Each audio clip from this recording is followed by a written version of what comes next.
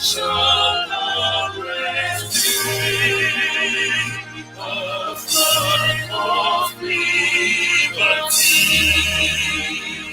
This is my message to the world from my broken soul. We keep walking down the road. They killed our mothers, fathers, and our sons. We are light, we are the lights of the world. We come from the land of the rising sun. Every single day we keep rising up. No matter what they do, we are never giving up. This is my message to the world. Embrace Biafra. Embrace redemption. We shall win in the end. This is my message to the world. Embrace our freedom. Embrace our victory. We shall win in the end. We are stars, we are the greatest stars. No matter where we go, we rise to the sky. All around the world, we see greatness in the sight. Every day and night, we struggle for our lives. We are one, we are the chosen ones. Chibuokike is the one to give us victory. Bring us back to the land, flowing with the garment, breaking all the chains and pain of slavery. This is my message to the world. Embrace Biafra. Embrace redemption. We shall win in the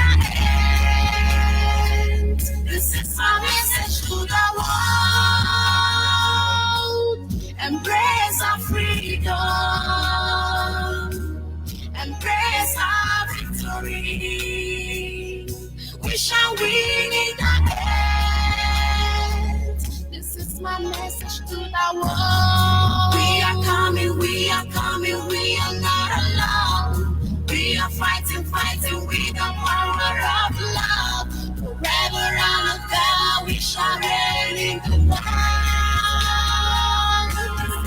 This is my message to the world. Embrace Biafra. Embrace Biafra. Embrace redemption. We shall win in the world. This is my message to the world. Embrace our freedom. Embrace our freedom. Embrace our victory. Embrace our victory. We shall win.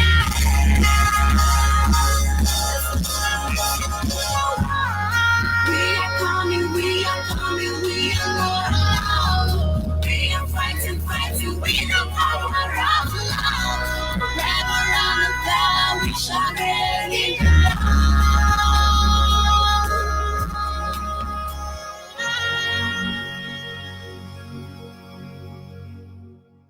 Yes, wonderful Biafrans across the globe. I will say good morning, good afternoon, good evening, and to some of you, good night, depending on your time zone.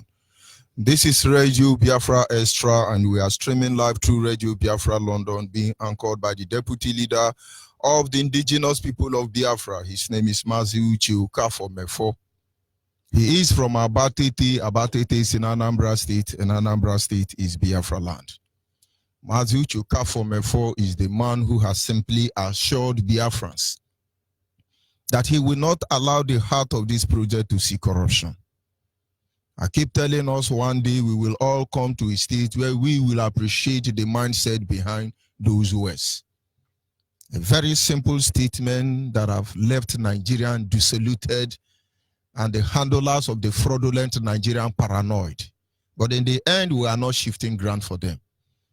Mazi Uche Ukafo is standing on a deputizing capacity on behalf of our supreme leader, Mazi Nnamdi Kanu, the Prince of Afari Beku, heir to the throne of Ibeku kingdom, the one and the only man who stood up to speak for the collective interest of Biafran people.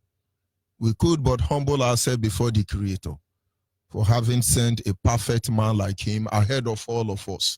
There were men and women who made us believe in Biafra, but his presence is a confidence, reassurance that Biafra is meant not just to be, but she must rise up to her full capacity, attending to every level of glory, honor, and dignity that due her, irrespective of how determined our enemies are. Mazen Nnamdi Kanu remained the one and the only man who stood up to speak for the collective interest of the Biafran people for almost 60 years. For almost 60 years. Men saw evil and call it good. Men saw darkness and call it light. Men choose to be on the winning side instead of standing on the truth side until he came. He is from Afari Beku. Afari Beku is in Umuahia. Umuahia is in Abia State. And Abia State is Biafra land. Mazen Nnamdi Kanu is the director of Radio Biafra as well as Biafran Television. And may I remind you that he is the one and the only man that commands the loyalty of the Biafran people across the globe. It doesn't matter where you come from. It doesn't matter who you are. As far as you are a Biafran, the earlier you wake up, the better for you. If the Yoruba have the privilege today, they will join Biafra. If Hausa have the privilege, they will join Biafra. The Dati could not tell you that we are all Biafran. But of course, we understand what is at stake. One man commands our loyalty. That is Mazen Nnamdi Kanu. And by the special grace of Chukwu Gabiam, I remain George Onyibe. I am from Abo. Abo is in Delta State. And Delta State is Biafra land. Having said so, we will not proceed without acknowledging the Creator, Chukwu Gabiam. We know who he is. We know what he wants. We know his thought, we know his plan. And we know when men are changing his word to suit their fraudulent attitude. It's unbelievable. And so no matter what happens, forever his name will be praised. I will acknowledge him before we proceed this evening. And as always, I say to him, Edema ezi Chineke enigwe na-asị naanị dị mma onwe na-asị na dị mma ịdị mma ezi Chineke ka anyị bunye aha gị enu n'onye na-eme mma ka bụ Chineke ka anyị bunye aha gị enu o kwere nkwa mee ya ka bụ maka na ọ dịghị onye yiri gị ọ dịghị onye yiri gị o ịmakwa na ọ dịghị onye yiri Chineke nke n'igwe o nwere onye a ga-eji ma ya tụsọwụ ya yiri ya o ede mma n'ụtụtụ ede mma n'ehihie ikwesịrị tụkwasị obi Chineke ọ dịghị onye dịka gị anyị na-aja gị mma o maka n'eziokwu n'ịbụ sọ mma ịhụnanya na gị obiọma gị o juru anya dadị o inwe gị mgbanwe o ọ dịghị onye dịka gị ịbụ Alfa na Omega anyị niile na-asị na ịdị mma o ise. Of course, with the wisdom of the world, no man can discover the Creator. For the wisest of all men are foolish. The wisest of all men are foolish. And that is why when humanity has supposed to be repenting, some people are still dragging for power that will kill them in the end. Because you cannot see God. And there is no escape from karma. Karma will catch up with all of you. It's amazing when we sit back and see horrible deed and art of men who change the narrative and the course of history in the course of time because they have access to weapon. But this same weapon will consume all of you. For the hidden has gathered against the Lord and his anointed. saying, let us destroy them. Let us finish them. But he who lives in heaven, he will laugh at all of you. And in his hot displeasure, he will come for all of you. I just cannot understand why the world cannot see that there is a God that sits in heaven and presides over the affair of man. I don't know why Fulani think he's born to rule. He is born to rule for oil that is not in their land. I don't know why Fulani are so daft that today they are gallivanting everywhere in the name of born to rule. I do not know why British government think she will escape this humiliation coming to them for running away from EU and yet wanting us to remain in one place. I do not know how these people reason. I do not know why many countries sit behind and steal our resources from backyard and pretend to be holier than I. I do not know how they think they can run away from this. For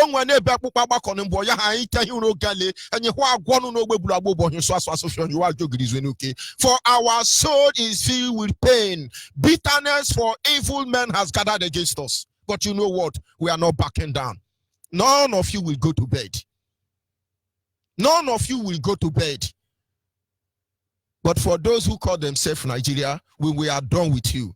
Understand we are not in a hurry. We are not here to conquer anybody. We are not here to undermine anybody. But by every means necessary, we will make sure that you will not have the power, the right, the pleasure to continue undermining our sovereignty as a people. It's amazing we were here before they came. It's amazing how they have changed our life. People do not understand what is going on.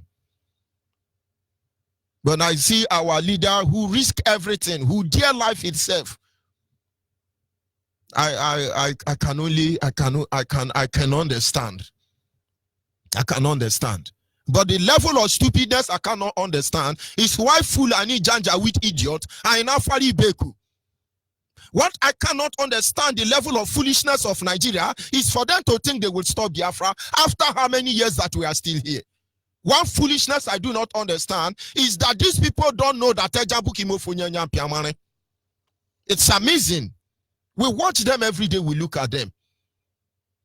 It is so horrible that when we begin to look at the history of our ancestors, we can only ask questions. I had a chat with a friend today. They went to a museum somewhere in Brazil. And in this museum, they were showing them the chain they used to chain our ancestors. Conquerors. One of the descendants of these terrorists was showing them the chain. They were proud. This is how we brought your father, like chimpanzee.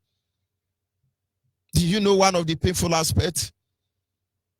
There were times they were being locked up, men and women locked up in the same room, in the same cell. They were having children. Those children become property of the state. They sold those children.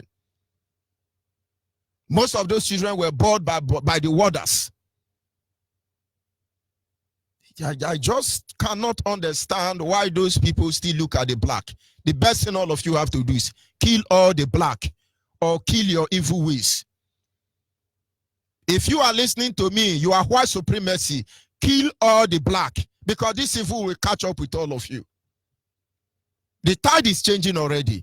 Kill all the black and have peace, or let humanity be free once and for all time. The same way Nigerians are there feeding on the misery of Biafran people. On daily basis, you portray yourself to show us that you are a conqueror of our fathers, and we are looking at you. Conquerors of our father, in our own fatherland, you are a conqueror.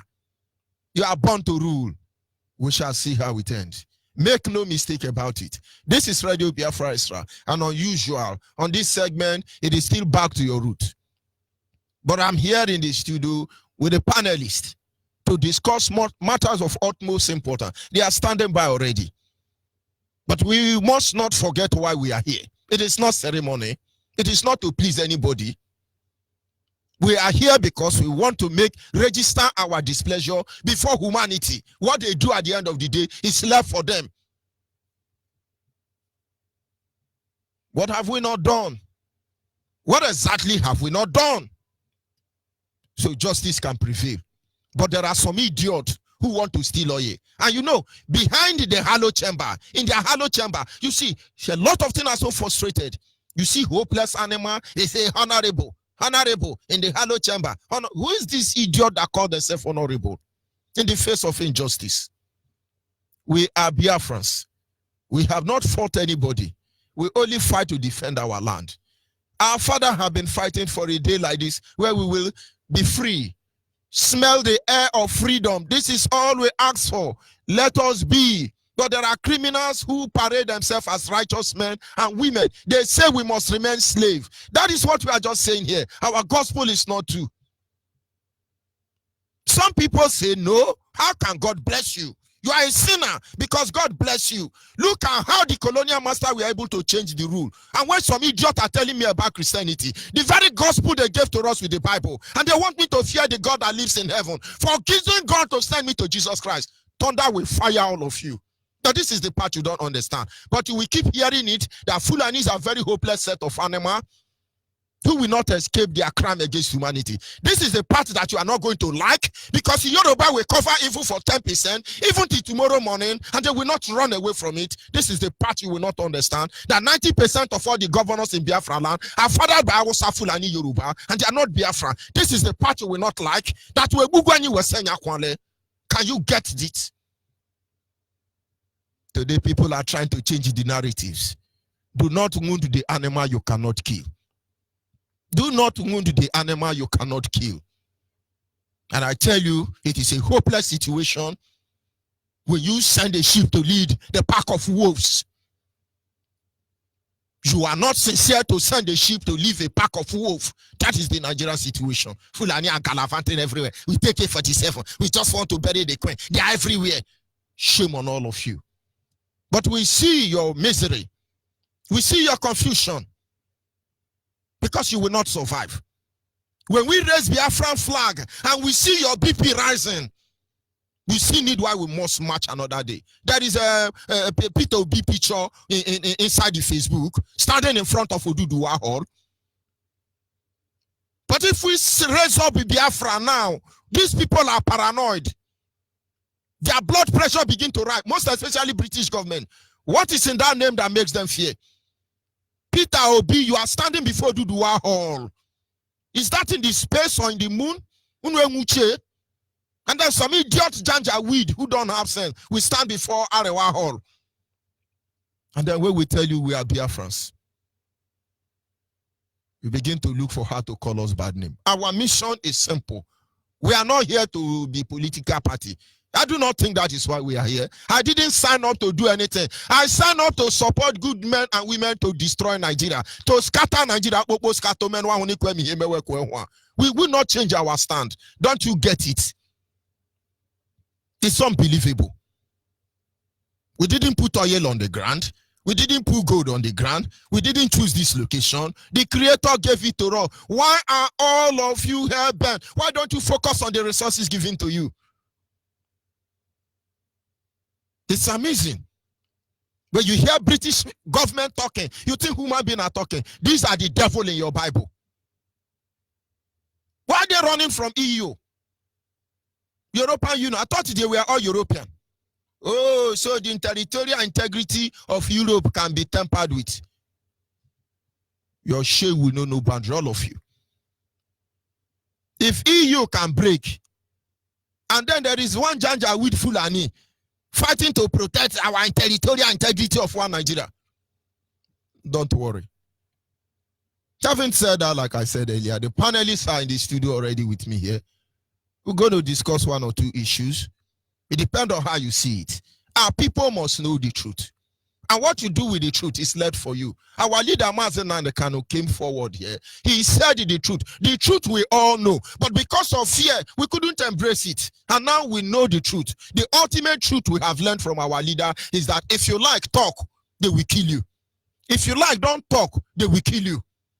And then if our fate is that we will die because of Biafra, and then we will choose how we will die, we will not let you have a feast over our dead body. Our fathers didn't talk, yet you kill them. Now most people played the game of association and assimilation, French policy of terrorism, yet you kill them. And the other one played the politics of indirect rule, a Muslim or God more building mosque, the British pattern or policy of terrorism, yet you kill them. And we came here playing neutral, obedient servant, willing to die without retaliating so we can make heaven, yet you kill us. But let me tell you now, if we must die, we will tell you how it's going to end. And those who know that they know where we stand. I remind you once again, we will bury the king and the queen on the 14th of this February. We thereby invite you, Hausa, Fulani, Yoruba, those who understand why we must be honored when we pass on. We invite you. There will be plenty for all to eat and to drink. We welcome you, but respect yourself. Respect yourself. No number of Winchester will stop us. No number of hammer tanker will stop us. No idiot will stop that day. You people will use your hand to initiate the anarchy. And like our leader say, we will know what is in that Sokoto. You see, the greatest mistake you people are making are those checking point and barrack you are building. Go and build more barrack in the north and in the west. We are Biafrans. We are Biafrans. We are Biafrans. We are Biafrans. We are not Oduduwa. We are not Arawa. We are Biafrans. Make no mistake about it. Make no mistake about it. Accept this truth. Respect us for who we are. Let us be. Let us be. Let us be. I'll be back in a minute.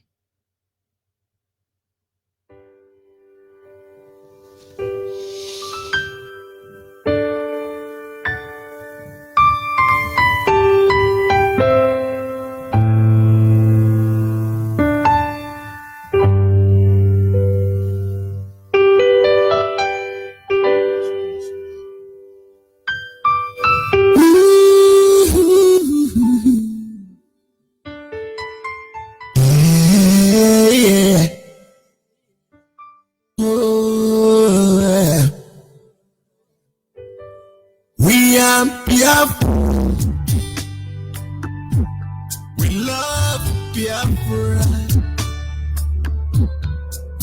We are Biafrans. We love Biafra. I say we are Biafrans. We love Biafra. We are Biafrans. We love Biafra. Where we show the whole world how much we love Biafra, our beloved father's land. We love and cherish. We will show the whole world how much we love Biafra, our beloved father's land. We love and cherish. Biafra story is the most touching and painful story in the world.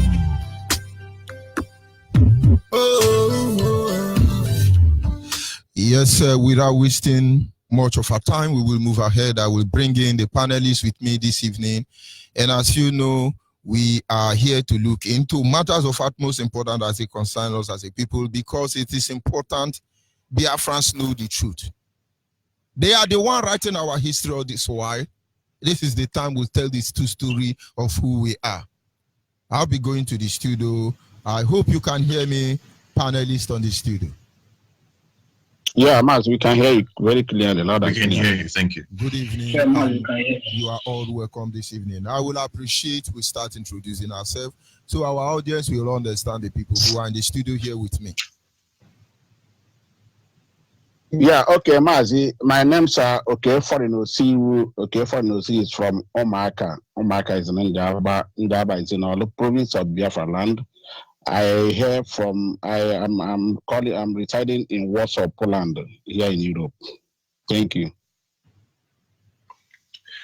Good morning, fellow Biafrans.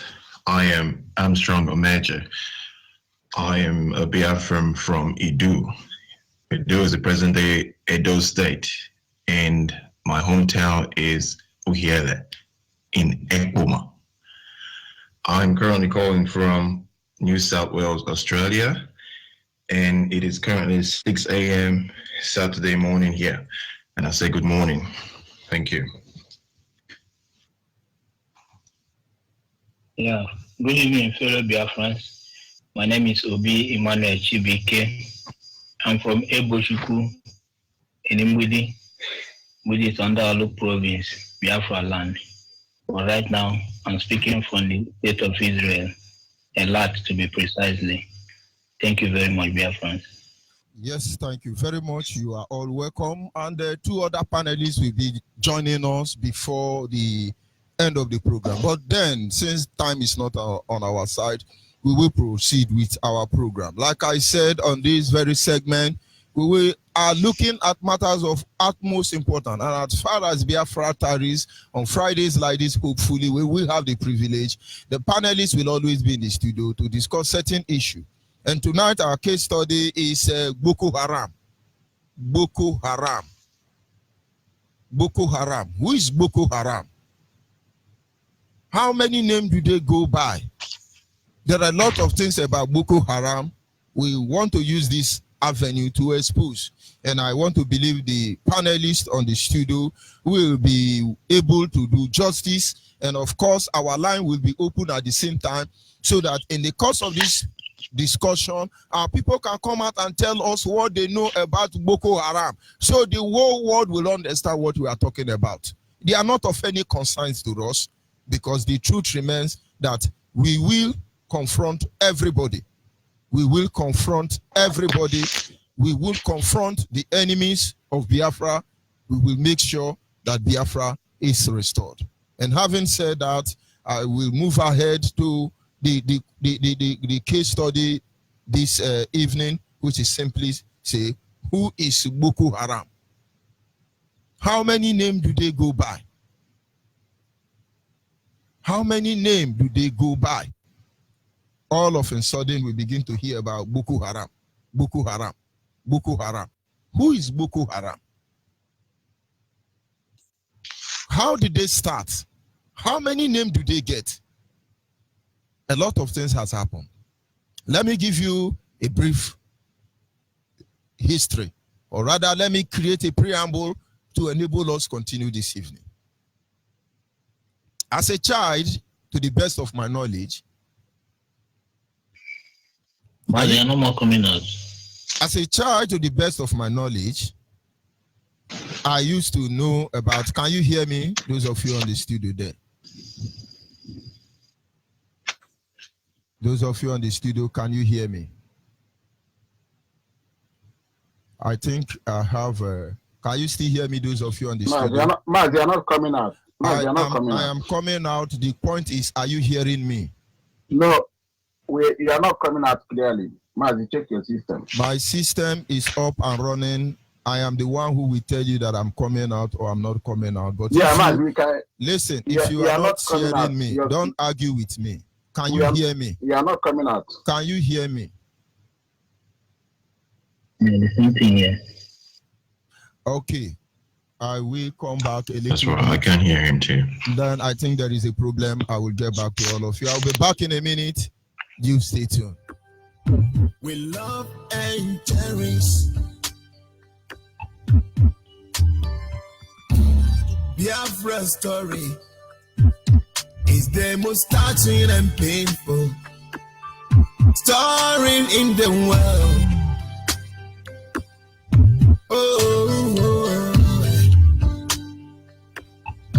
Biafrans have been killing every day and night, but nobody is talking. Everywhere silent.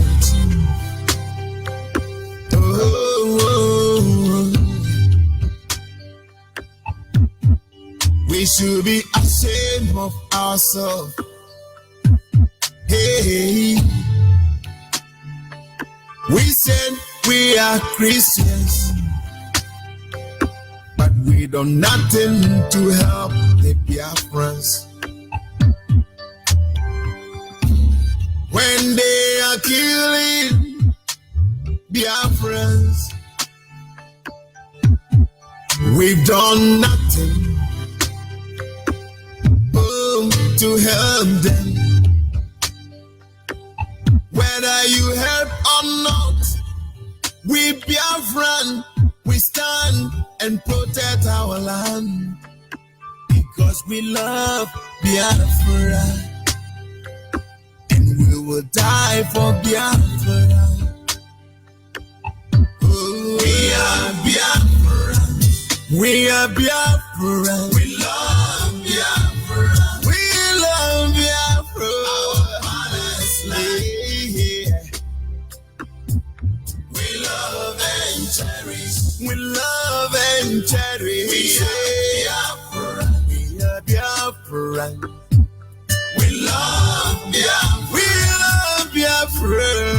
Our father's land. We love and cherish. We love and cherish. I am a Biafran. I respect people, but I'm not afraid of them. And I want to use this little opportunity to address those that say that they want to know where I come from. I, Prof. Alison Akoma, I come from town called Nenu in Obingwa, Abia State. And my mother comes from Akwa Ibom. I'm a man that believes what my father used to say. Mberede nyini dike, mberede keji amadike, mberede nyini onye si na ya bụ eze, mberede kejikwa na ama eze. I so much believe in that word my father always used to say.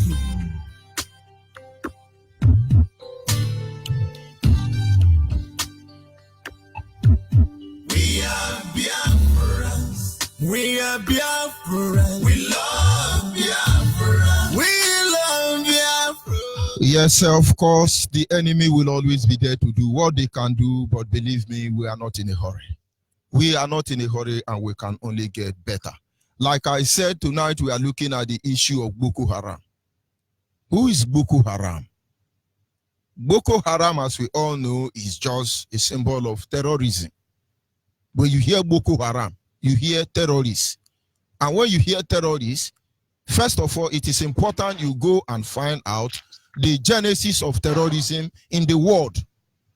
The world was at peace, and some group of people at a particular time, because of the desire of conquest, became terrorists. And it is amazing how the story has changed. Our terrorists are referred to conqueror. When you hear about people like Alexander the Great, when you hear about people like Nebuchadnezzar, when you hear about the Grecians, the Persians, all these people who have conquered people in one way or the other just to dominate them, they are all terrorists. It doesn't matter how the future projects them. They are all terrorists. People are staying in their own. Some are chimpanzees, some are monkey, some are baboon. Their ancestors, according to evolution. I come from the breed of chimpanzee, or maybe monkey or baboon. I'm okay with it. And we were very happy in the banana tree. And then there are some people, Homo sapien, who according to evolution, their grandfather and ancestors were pig. They are not comfortable with their mud. The mud water God created for pig, they are not comfortable. They came on top of the banana tree where my father as a monkey or babu is hanging. And they begin to cut down the banana tree. That is where all these problems start from. Tomorrow, people whose ancestors were pig are now telling people whose ancestors is monkey that they are holy men because they use their nose to dig down the on top of banana we are living. This is the story of terrorism. When you hear them talk about Lord Lugard, listen to the name, Lord Lugard. You begin to hear about William Wilberforce. You begin to hear about all these constitutional and terrorists who ravaged Africa. You think they are human beings. They are all terrorists. Anytime they teach you about colonialism, it doesn't matter who is responsible. It doesn't matter who is involved. If my father was involved in colonialism, they are all terrorists. This is the beginning of terrorism. Boko Haram, as you know today, it is a different version of colonialism. All these people are terrorism. And so when they say, oh, American colonized here, America was once a terrorist state. Oh, Britain colonized here. Britain was once a terrorist state. Portugal colonized here. Portugal is a terrorist state. Go to Brazil and see the menace of Portugal there. It can never be wiped out. The original Portuguese are still living in the forest tomorrow.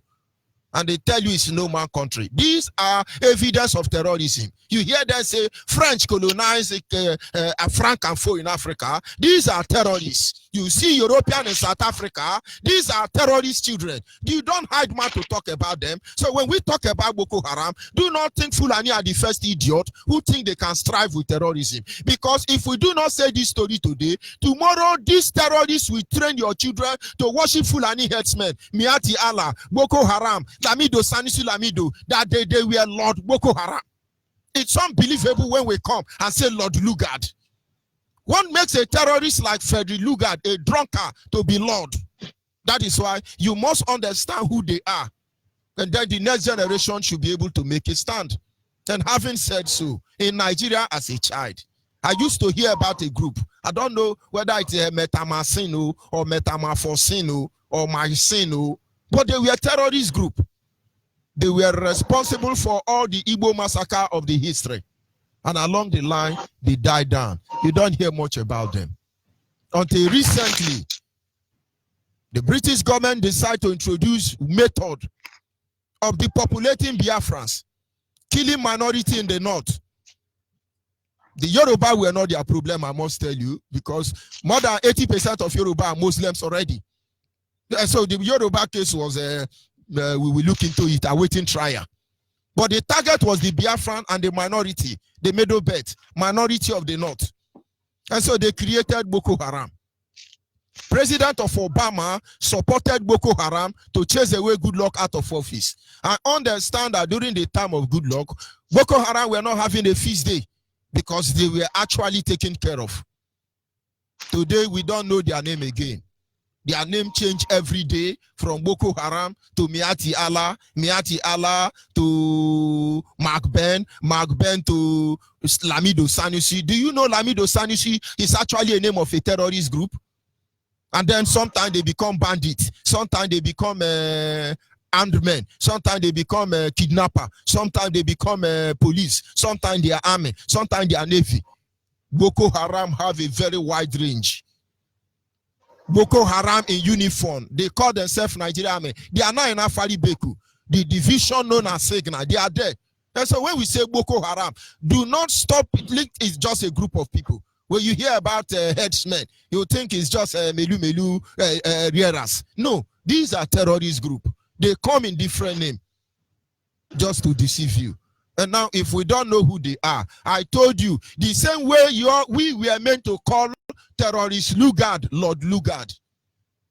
We call all these idiot Fulani herdsmen. Your children will call them Lord one day.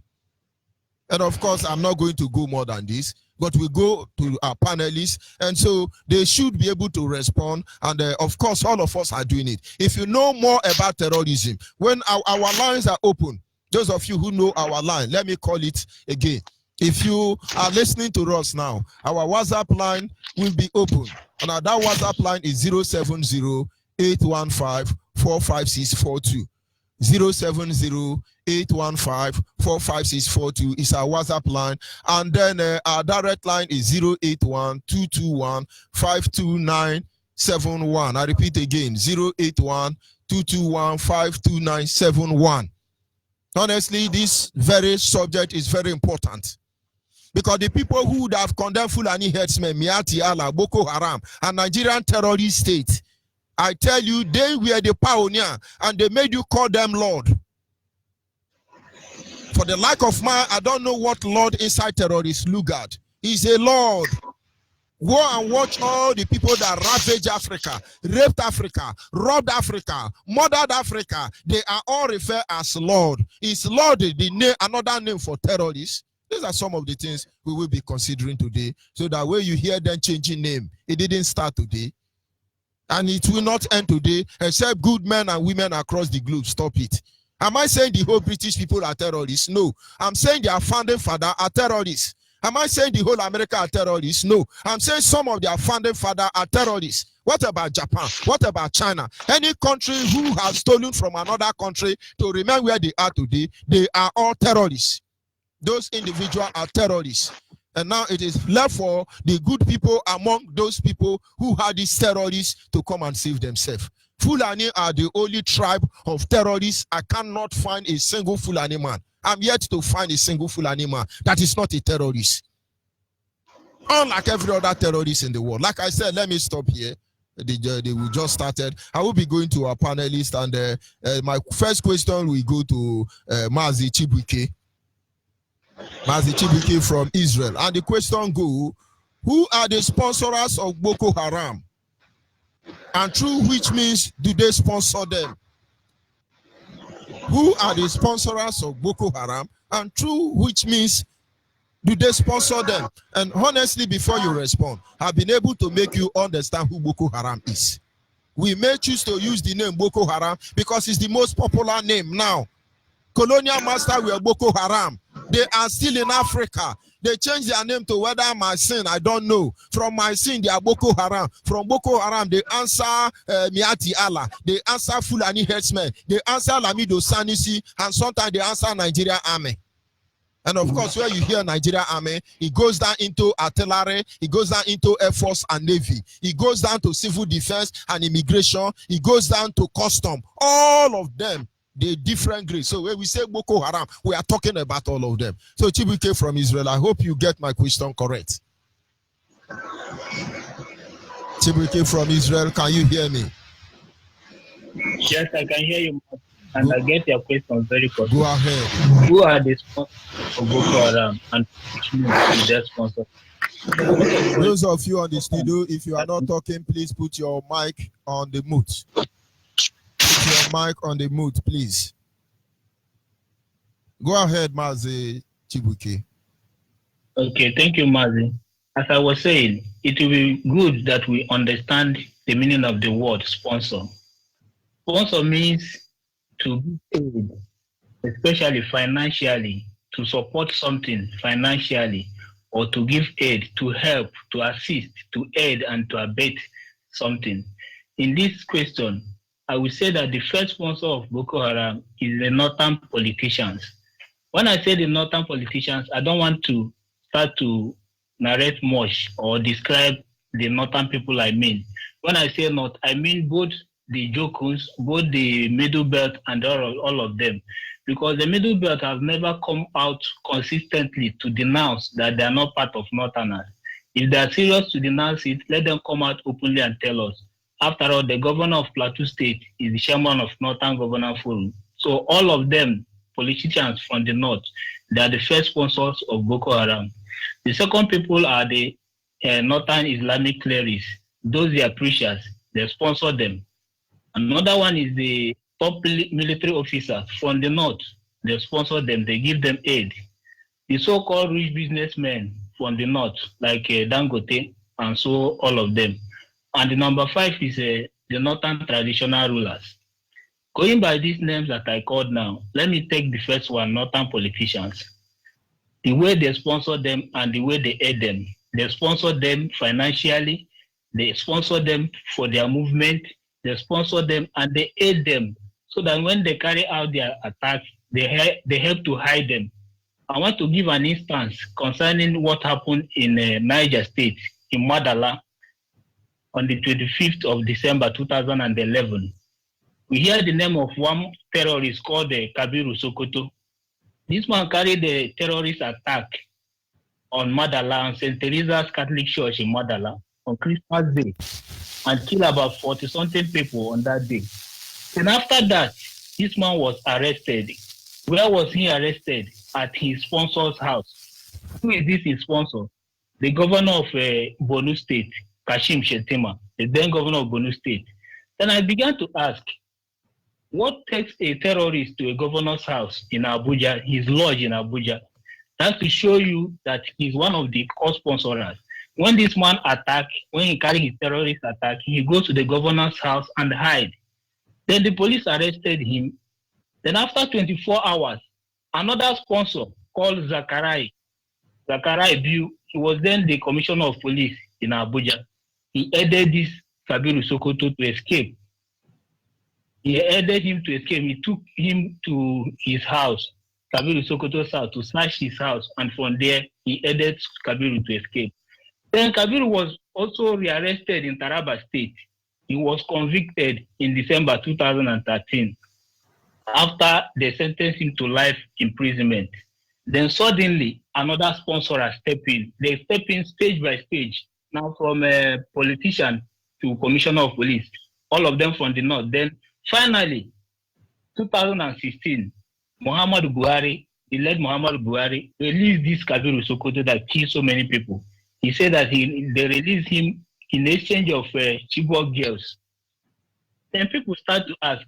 They said it's a rumor, but they never one day showed this man that they did not release him. They said it's a rumor that the man is still in detention, but they never show him to journalists. Till today, we never hear about Kabiru Sokoto again.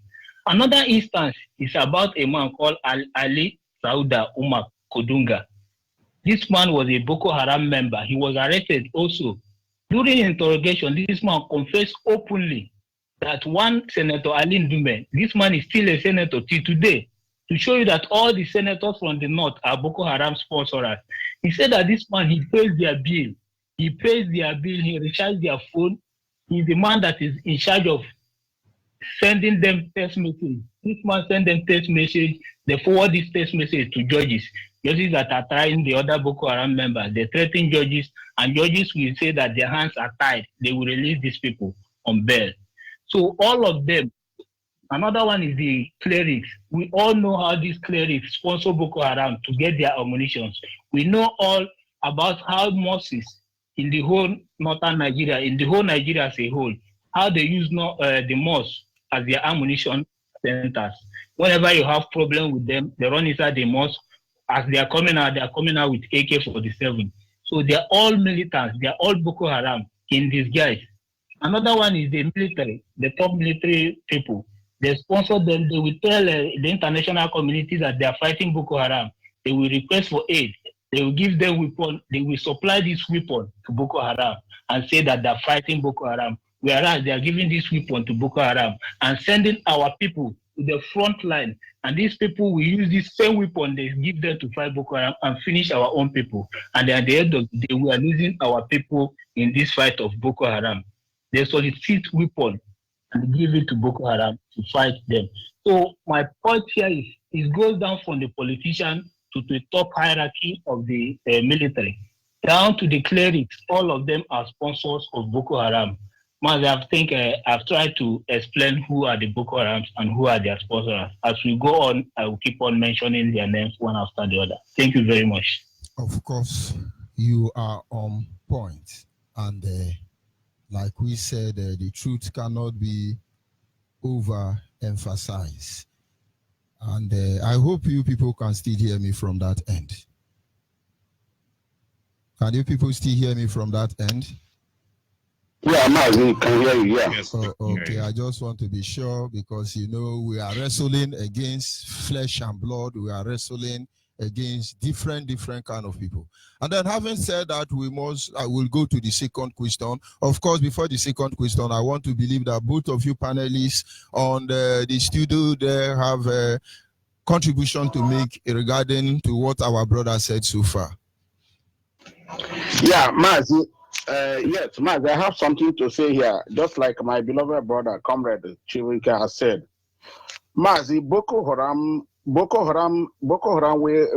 can define Boko Haram. There are many ways to define Boko Haram. First of all, Boko Haram is a group of Islamic terrorists created by the Northerners for their Islamization agendas. They go with millions of men. Hence, every born Northerner or Al-Majris are Boko Haram in the waiting. And all the Northern elders and politicians all are Boko Haram sympathizers. Since the Boko Haram represent their Islamic jihadist interest, and their sole aim and purpose is to conquer the South in order to dip their Quran in the sea. Mazi, now, when we talk of how they are sponsored, Mazi, the presidents, all the northern governors, and all their senators are all Boko Haram sponsors and sympathizers. Their major means of payments to Boko Haram is by cash, gold, and electronic transfers, monthly and bi-weekly donations. This is what I have to say and define them. This is how I can define them for now. Yes, thank you. Yeah, well said. Before I will come to you, Armstrong, I will take a call from our caller on the line already. Caller on WhatsApp. I hope you are following us. Yes, I'm there. The question at this moment is, who are the pioneer, the founder of Boko Haram, and what is their purpose? Or rather, I beg your pardon, the first question there is, who are the sponsors of Boko Haram, and through which means do they sponsor them? Go ahead, please. Thank you, sir. Mazi George Onyibe. Greetings from America. My name is Chinedu Eze. I thank the panel. I thank all the presenters now with you. I thank OK Foreign and others. May good Lord continue to guide and protect you until we see Biafra. My reverence to Ohamadike and our deputy, Mazi Mefo. To answer your question, Mazi Onyibe, I'm going to cite an example what happened 2013 at Aba. The area commander at Aba then, his name is Rabiu. And Rabiu is from the same community with Shekau. On 2013, Rabiu was sent to go and see Rabiu, that is Shekau. This is from his direct mouth. That was the time Aba area command was with that area commander for 6 months. Because Rabiu was asked to pick anybody that will take care of him, take care of the Aba area command. He went and took somebody, his brother from Ihe, who is not even up to the area commander. The 2IC was there. He allowed them, and the man was the area commander for Aba area command. On that fateful day, I was with him at Hotel de Villa at Okigwe Road. And he received a video call, That was the time the Nigerian army was saying that Chicago has been killed. So he put a call. The next minute, he received a video call from his brother, telling him that Chicago is hell and high. Look at the video he posted now. Then after that, he told us that his wife and the family was once kidnapped by Boko Haram, and he now went to Boko Haram, to their forest at Sambisa. He said that he passed 3 gates, 3 security points. Then the first one, he was allowed to pass. On the second one, they said no. Why must he pass? He said he must pass, that he must go there. They asked him to go back. He said no. So when they started raising voice, he said that Shakau now asked them to leave, allow him to come. That on reaching there, he's released my wife and my son. If you don't release them, be ready to kill all of us. So at that point, because they are brothers, then Shekau will now tell him, why did they ask you to come? They said, but they know that you are close to me. That's why I was asked to come and see you.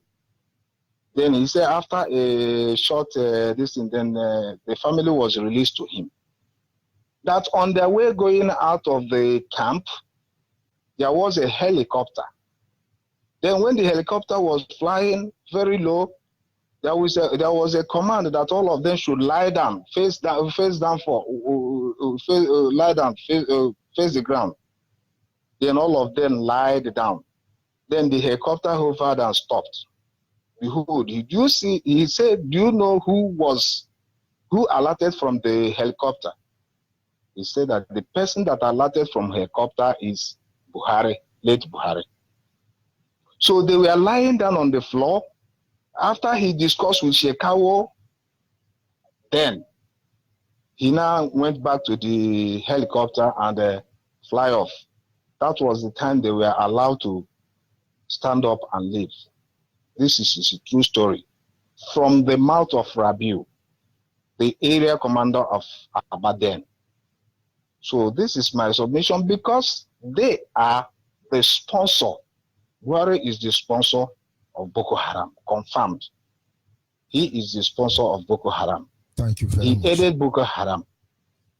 Thank you very much. Yes, our people must understand, because if you fail to tell your story, and people will tell your story for you, it is very pathetic that you are a Biafran.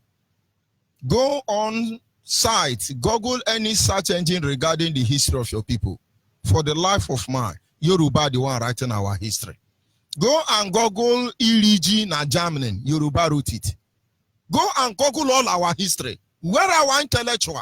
I thought we have people like Chine Achibi among others. Because we don't tell our story.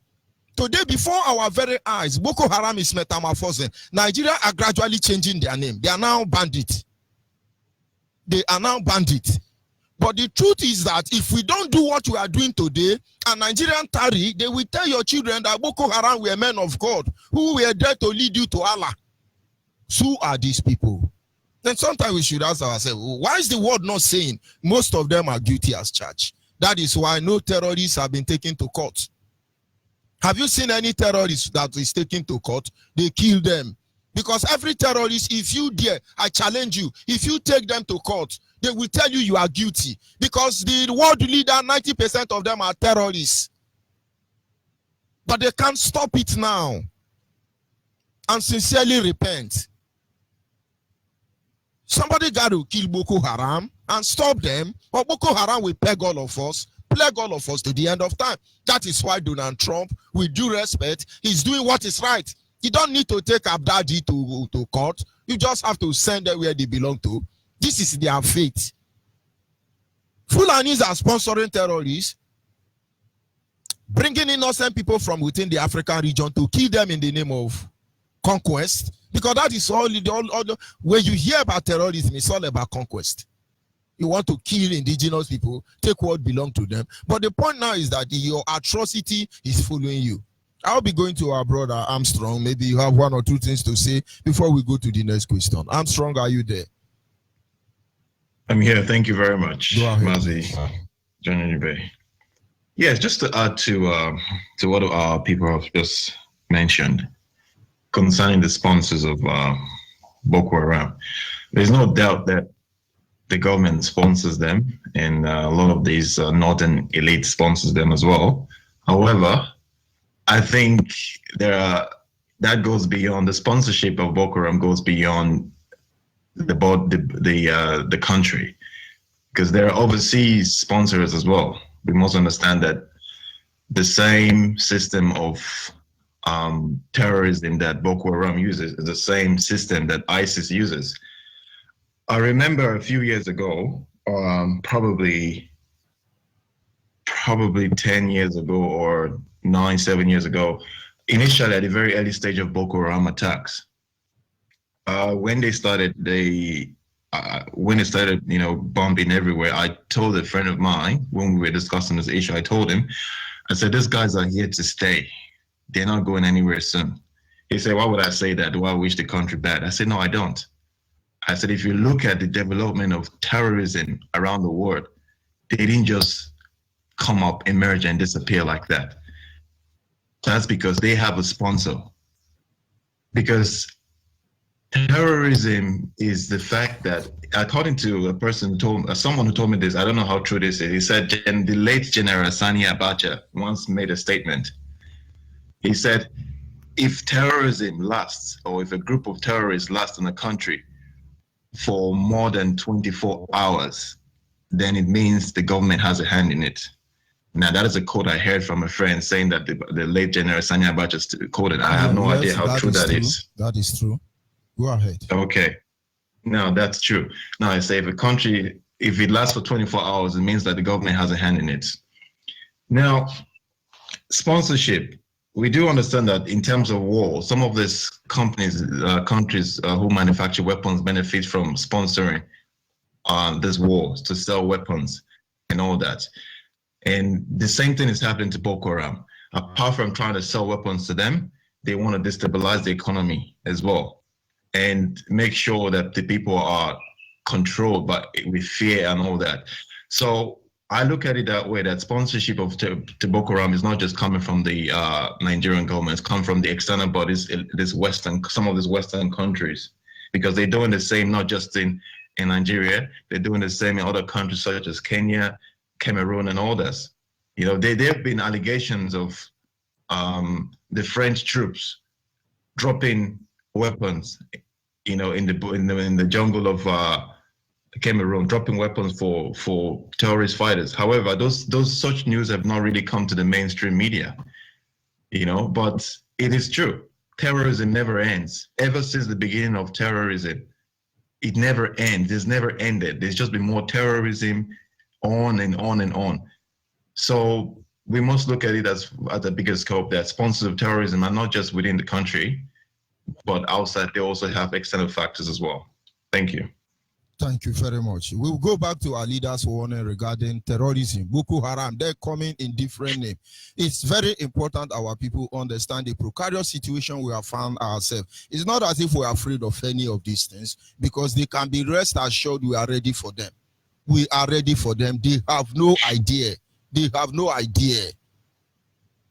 Enter the zoo and charge unless, and this is from an Islamic newspaper. As I told you before, anything you hear on Radio Biafra is correct. I told you on this platform that they will come for you. You see, let me tell you one thing that people don't know because you don't know history. I forgive some of you because in your schools in the zoo, they don't teach you anything. I want some people to actually go and sit down and study the history of Islam. Islam is the only religion that has never stopped growing. Islam is the only religion that has never stopped expanding through militancy and war. Others have stopped, only Islam. Christianity is based on convincing people, telling them about the message of hope and restoration of Yahweh Yeshua. Of course, immensely corrupted, that we know for sure.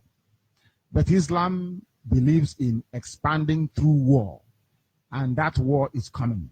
Now, I must be put on record. And Uchemefo, I want you to record this very broadcast and play it all the time for our people to also understand and listen very carefully. And I will say it tonight. And if you come to me in the future, I'll refer you to the broadcast of the 8th of June, 2015. And that I made this very comment I'm about to make now at precisely 10 minutes to 8 p.m. in the evening. If ISIS comes down into the zoo, of course, they're part of Boko Haram anyway. If they forge, not if they, because they have forged an alliance already, if they launch any attack with the name of ISIS on the zoo soil, if you come to us to give us weapons. Now, understand, we just want you to know who Boko Haram is. Our leader just said they may come with ISIS. They can change their name to Donald Trump or Theresa May, Ruler Lady Dan or Margaret Thatcher, anybody you see within your territory. Who is there to conquer you, just to steal your resources, is a terrorist. We will tell you who they are. Their popular name as of their exploits in the Nigerian terrorist state as directed by the British government is Boko Haram. But make no mistake about it. Fulani headsmen, Miati Allah, Boko Haram, whether metamorphosis or metamorphosis, any name they will be in tomorrow, headsmen, bandit, you see how they are changing it gradually. In fact, when you hear anybody mention Lamido, Sanusi Lamido, it's a Boko Haram. If you hear Buhari, it's a late Boko Haram. If you hear Jubri, it's a Boko Haram. If anybody tell you it's a Nigerian army, watch them. If it's Fulani, it's a Boko Haram. If it's other tribes, other minority in Nigeria, you can reconsider their stand. They tell you they are one Nigerian, they are all Boko Haram. Nigerians are Boko Haram. But they tell you they are Dudua, they are Arewa, they are not Boko Haram. They tell you they are Biafran. They are the people fighting Boko Haram. Make no mistake about it. When we say Boko Haram, everybody is running from the name now. We should know who they are. Of course, I will take one call more from the WhatsApp line, and then we go to the next question that we go to Armstrong. Are you still there, caller on WhatsApp? Caller on WhatsApp, are you there? Mazi, I'm still here. Yes, go ahead, please. Yeah, good evening. Yeah, my name is Amadi. I'm calling from Germany. And greeting, Mazi, good evening, and good evening all the others in the studio. So I'm calling from Germany. Let me just go to your question you asked, that how come about Boko Haram and who is their sponsor? Onyibe, you understand that the main Boko Haram itself, the people that initiated Boko Haram in Nigeria is the British. They are the foundation of terrorism in Nigeria.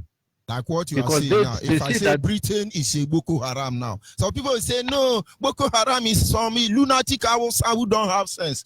Boko Haram is a Nigerian army who don't have sense. But of course they are. As far as they are letting British to use them to terrorize. I do not know why people will want to tell me that British government is this holy. These evil people. Terrorizing the whole world. And then they use BBC and CNN to cover everything. Go ahead, and sorry for interrupting you. Yeah, no problem. But because we have to, like what our brother said in the Senate, that when we want to tackle problem, we go straight to the head. The people that initiated that terrorism in Nigeria is the British, and they use the Fulanis to execute their plan, and they handed it as the chief negotiator to Buhari and the leaders of the North. And they get their money to sponsor the terrorism from Biafra land through the oil. I don't know if I'm coming out clear. Of course, the world is listening. British government are listening. Yes, they are the architect. They are the architect of the foundation of terrorism in Nigeria is the British, and they use the Fulanis to execute their plan. And from they know that the money will come from Biafra land. And they are using the money that coming from Biafra land to support them, to use it to equip them. Because it's not the same money that they gave them, the same 100 and so on. How many millions of dollars they give them for them to stop killing for 2 years? They give them $100 million to stop killing for just 2 years. Oh. Where did they get the money from? It's not from Biafra land they get the money from. So the art sponsors, the art foundation of it, the architect of it is the British. Then the executive is from the outside furnace. That is my own problem. Thank you very much, and God bless. Thank you, my brother. Of course, we are proceeding. Everything we are saying here is just trying to refresh your mind about some of the things our leaders said 9 years ago, 5 years ago, 10 years ago. The real deal has not started. But the Nigerian dirty Gota media are there lying to you. They say, oh, they are misguided fellas. They are telling you Boko Haram are misguided fellas. Who the demons said so and believe? Who the fool believes so? Of course, I will be going to the panelists at this moment. And I'm coming to you, Mazi Armstrong Umeji. And the question goes this way. Yep. How do Boko Haram function in Nigeria? How do they function? Are they men of God? Are they politicians? How do they function? And of course, our audience, like I said, our lines are open. When you call in, go direct to any of the questions with subject matter we are treating. Our next question now is going to Brother Armstrong Umeji. We simply say, how do Boko Haram function? Are they men of God? It's important that people know who they are. Go ahead, please. Thank you very much for the question, for letting me speak. Yes, how do they function? Before I go deeper into that question, I would like to say this, that initially, Boko Haram and ISIS, as always, they've had the same flag right from the very beginning. And Boko Haram, before Boko Haram swore their allegiance to ISIS, it was already, for those who really understand, they would know that actually it was already the same group of people. However, the people who created ISIS could not put the same Arab-looking ISIS in Africa. because they know if you do that, they will be easy to fish them out. So they had to create a branch of ISIS that looked like the people in that region. So the black man, if you want to create terrorism in the black community, you have to use black people so they can easily blend in. So that's just what I want to say. Now I want to go deeper into that question. How do they function? Now, yes, there is a branch in government, but I'll come to that. But let me go now to say, in terms of how do they function, basically, they offer protection to villages. They offer food and water, explore, they go to ungoverned regions in such as the ungoverned space in some places like the Lake Chad, right? They raid villages for food and water. They offer stability. They promise the people of that community stability and water supplies, and then ask them to gain their trust, to make them join their movement.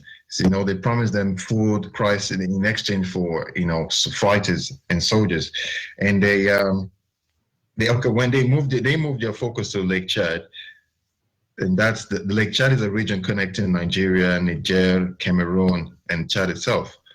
Okay, but none of this in that region, none of those places are actually, none of them actually have a heavy presence of government in that region. So basically, they can do whatever they like. Okay, so they capture women, young girls, young men. They force the women into marriage. They make them go and carry out terrorist attack. They force the boys to join the soldiers, and that's part of how they recruit as well, by getting soldiers from there. So now, another way, one way they operate as well is true which is also connected into their recruitment system. They target poor young men from local villages. They promise them.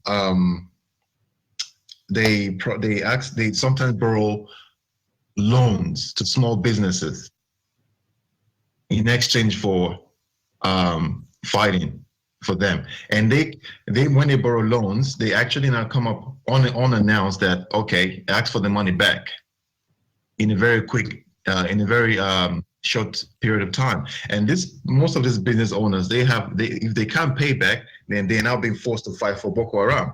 Now, according to reports in 2016 by Mercy Corps, it says the main way the terrorists actually, that's actually the Boko Haram recruit is based on making false promises, which is capital or loan support to small businesses, only to show up unannounced that they need immediate repayment. And if they can't actually repay, then they're forced to join Boko Haram. Now,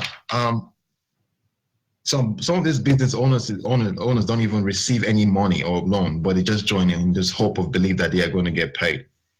However, some people join as a result of family influence, friends and business partners. So, an expert now, for example, coming down to government now, how do they operate? They have people in the elites in the north who are in Nigerian politics. They are senators, they are governors, they are whatever you want to call them. They know the system in place. You never find the system in the mainstream. However, it's a system under the table. They initially want to make sure they have an Islamic state where Boko Haram will be free to do whatever they want to do, where they will control Nigeria. Now, you don't see the military being equipped with the same weapon of high sophisticated weapons like the Boko Haram are equipped with. You don't see the military being taken care of. I'm not even sure the Nigerian military have reloadable or have a spare bullets to reload their weapons after they run out of bullets. So and honestly, if you look at in 2014, Boko Haram carried 453 attacks, compared to ISIS carried 1,071 attacks. However, Boko Haram killed 6,644 people in 400, as in when they carried 453 attacks, and ISIS killed 6,073 people. Boko Haram killed over 600 more than ISIS, carrying just 400, and I wouldn't say just, but carrying less than the number of attacks that ISIS did carry. No resistance at all. No resistance. So Boko Haram is not actually getting the true resistance. Now, those Nigerian army who are being killed as a result of fighting Boko Haram are being sabotaged. It's not a fair deal, because Boko Haram are 2-3 steps ahead of the Nigerian army that are being sent to go and fight them. They are being informed. So they're in the military system, they're in the government system, they're just in the whole entire system. So it's hard to really explain what the purpose is. Now, if they say Western education it's wrong, we must understand what they mean, because the sponsors of Boko Haram are actually Western educated people. Some of them are, and even their leader, I'm pretty sure their leader is well even educated. But it then makes me ask the question: why is it that people why are they driving terrorism in terms of Western, using the term Western education is a sin, it's not allowed. So now that doesn't make any sense to me. Now, but how do they convince people now? How the part of the operation is that they take texts from their Quran and manipulate it to justify the reason why they carry out these attacks. They explain how it matches with their daily ideas and daily way of life. And they weaponize certain verses from the Quran to use to convince people. And I watched a video in a few years ago, I don't remember exactly when some Nigerian army captured some Boko Haram. And they asked these guys why do they fight? Why do they kill people? They said it's because of Islam. But why? But cut the story short, these Boko Haram fighters could not even recite the Quran. They knew nothing about the Quran. They could not actually recite the Quran. And this guy asking them this question was a Muslim. The military guy was a Muslim. So he said, so you do not understand the Quran. You could not even recite the Quran, but yet you believe you're killing in the name of Islam. So I don't understand it. So operation-wise, they take people who and brainwash them to fight. But the bigger picture is that the main aim is not even about Islam at the end of the day. It's all about conquering Nigeria. It's all about conquering Biafrans. They want to make sure they take over that country. And just to say this now, I want us to ask ourselves this question: what is Boko Haram all about? Is it truly about Islam, or what the problem is? Is it really Islam? Because one thing we must understand, that if you want to say it is actually the problem is Islam, we must know that even in Islam itself, right? Jesus is mentioned in the Quran more than the Prophet Muhammad. Jesus mentioned is not less than 35 times. Jesus is mentioned 25 times by his name in Islam, in the Quran. His name is Isa.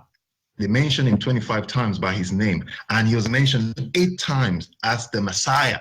Al-Messiah, that's the name. Al-Masih, Al-Masih, I'm not pronouncing it, I think it's Al-Masih, which is the Messiah. So Muslims, in the Quran, it's clearly stated that Jesus, Yeshua, is the Messiah. So I begin to ask myself then, why, if they believe and if it's clearly stated that Jesus is the Messiah in the Quran, why do they carry these attacks and kill in the name of Islam and kill people who believe that Jesus is the Messiah? I do not still understand. That makes me think, I'll be like, let's stop blaming, do we stop blaming Islam and face the actual true people who are actually sponsoring this Boko Haram for their own personal agenda, their own systematic greed in place? So in terms of operation is from the government itself, in the political system, in their laws that do not affect Boko Haram, because Boko Haram or Fulani herdsmen are allowed to carry weapons, but not any other citizen that is not a Fulani or a Boko Haram. I don't know if I've been able to answer this question properly, but I believe we can share and gain some from that. Thank you very much. Of course, you have been able to make a lot of positive impact, because if we want to begin to analyze everything regarding just one particular angle we are looking at tonight, we are not going anywhere, because there are so much for our people to understand. You see, in Nigeria, the art of terrorism is growing weight, is gaining momentum, and people seems to believe that, oh, it's a way of life, it's just Boko Haram. You see how Nigeria has automatically gotten used to the pattern of Boko Haram killing people. You see, the media will come up in the morning and they announce how many people that have been killed by Boko Haram. They create false impression that it's misguided fellas and this issue will stop. Government is battling with Boko Haram. But a lot of senators in Nigeria are Boko Haram. I can categorically tell you that El-Rufai and Kwankwaso are Boko Haram. All the governors who are paying money to Boko Haram are Boko Haram. The British government that manage Nigeria are Boko Haram. Father Mbaka is a Boko Haram. The prophet of INEC is a Boko Haram.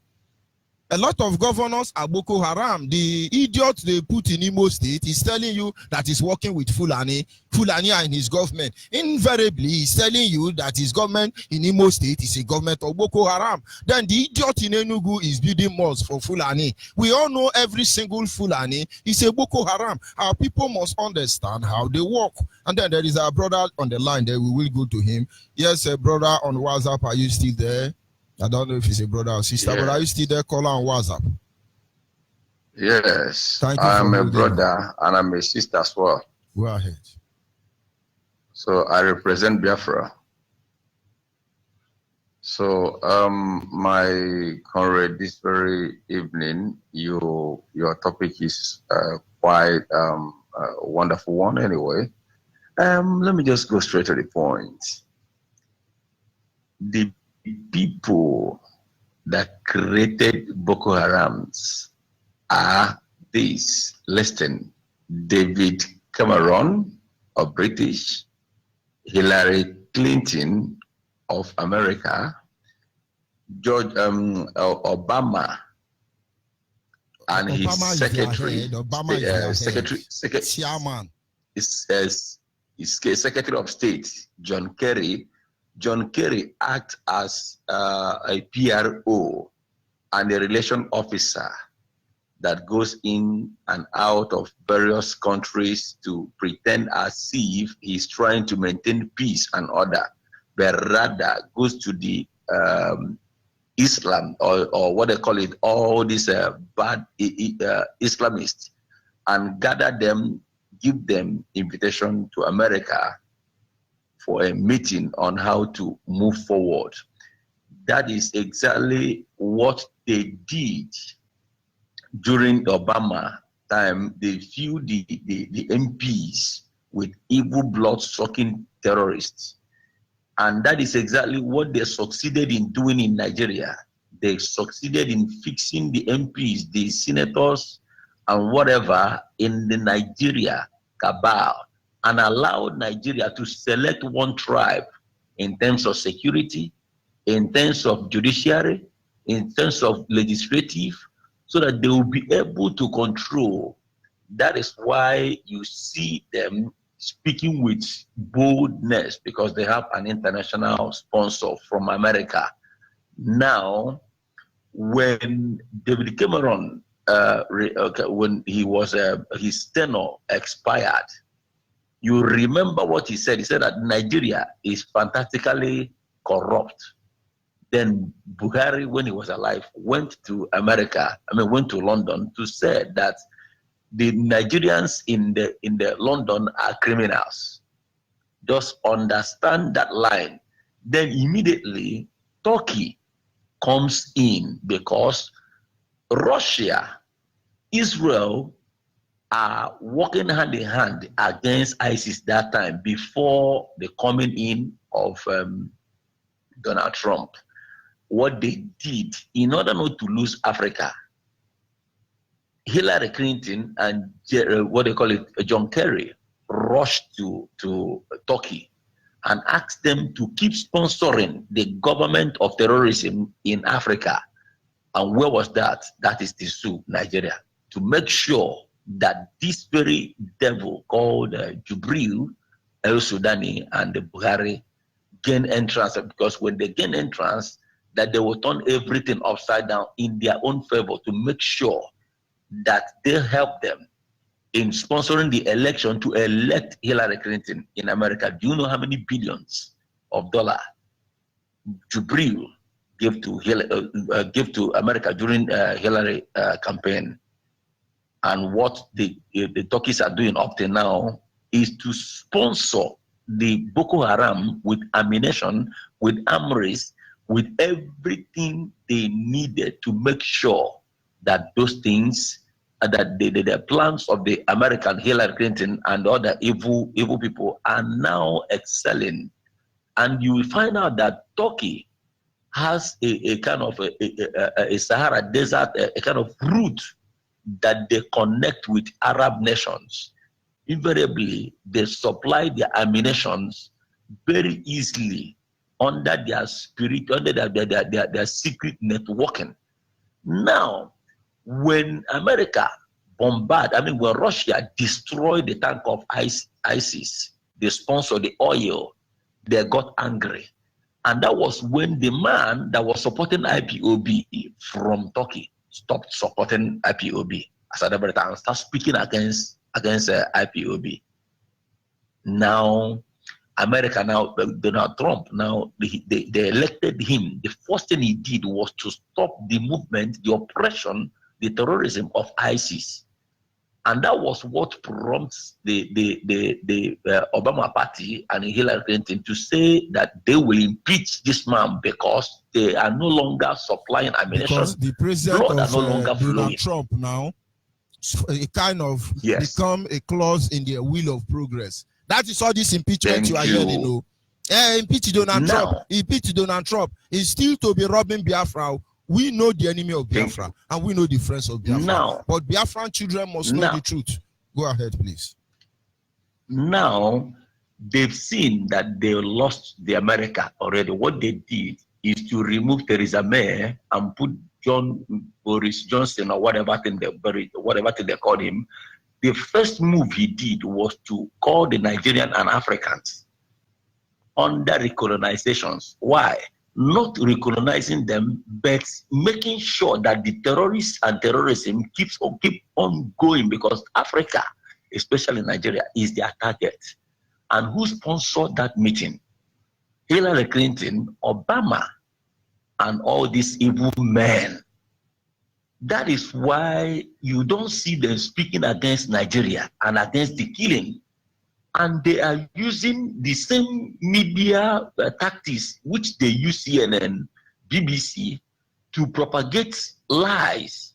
And they have initiated such in Nigeria, in Nigerian media house, that they can no longer say the truth. When they see white, they tell you that it is blue. And they will stand on it to prove you wrong, that what you see is not white but blue. Do you understand? So that is what we are suffering from, starting from the second, the vice president during Goodluck Jonathan, like Alhaji Kule said, Ajayi and Kule said, starting from Namadi Sambo, to El Rufai, to Juan Kwasea, to he said that all of them are into the system. People don't understand that underlying words. He said that they are in the system of Boko Haram, that starting from Namadi Sambo down, they are all Boko Haram. They are all Boko Haram. People should know. If you say they are in the system, it looks like they are not Boko Haram. They are Boko Haram. Go ahead. No, please. he said it. No, he repeated it. He said that they are in the system that starting from, go and repeat that word, go and replay it. Yet. He said that they are in the system, that they are typical Fulani man. And starting from Namadi Sambo are Boko Haram. If Goodluck refuses to hand over, that they will deal with him. And that word is not his speech. The world are not listening. That is why whatever thing that happens in Nigeria concerning Christians, you don't see any media reporting it. Rather, one Muslim dog die, they will celebrate it. They will announce it. You will hear it on CNN and everywhere. Why? Because Nigeria now is their next target, because Iran and Iraq has been dismantled. No more supply of ammunition. No more supply of ammunition. No more oil flowing. Do you know that Saudi Arabia is no longer with them? The oil that kind of made Saudi Arabia what it is right now has been bombarded, has been destroyed.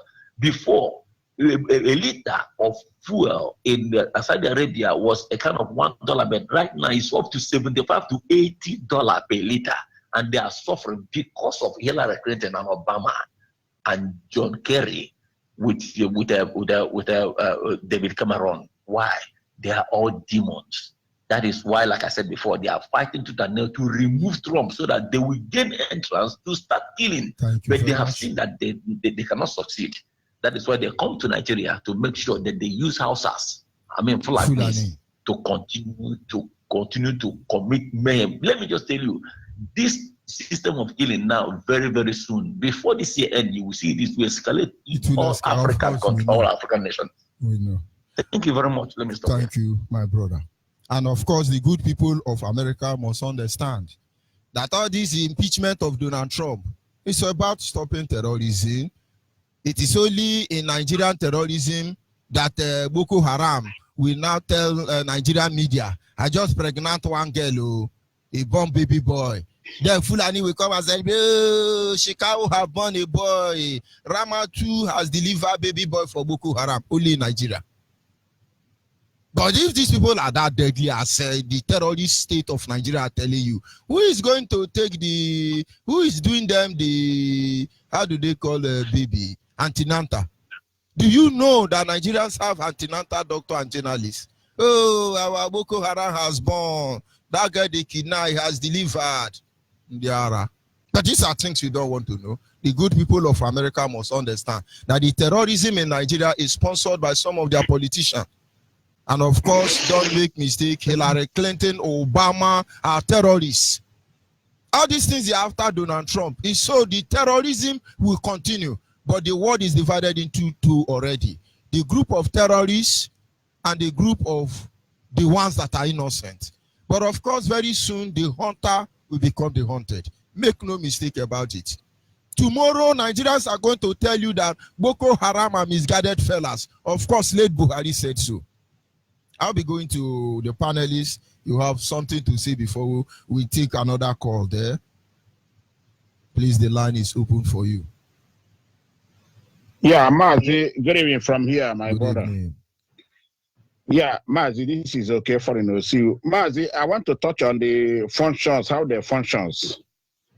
Mazi, they function through all the various arms of the Nigerian government, the executives, the legislature, the judiciary, and also they are fully in charge of all the armed forces, the police, the military, the Air Force, and the Navy. And this is why they are flexing their muzzle, thinking they have arrived. But at the end of the day, we shall see how it goes. That's what I have to say now. Thank you very much. Any other response from the panelists? Yes, Mazi, be managed to be here.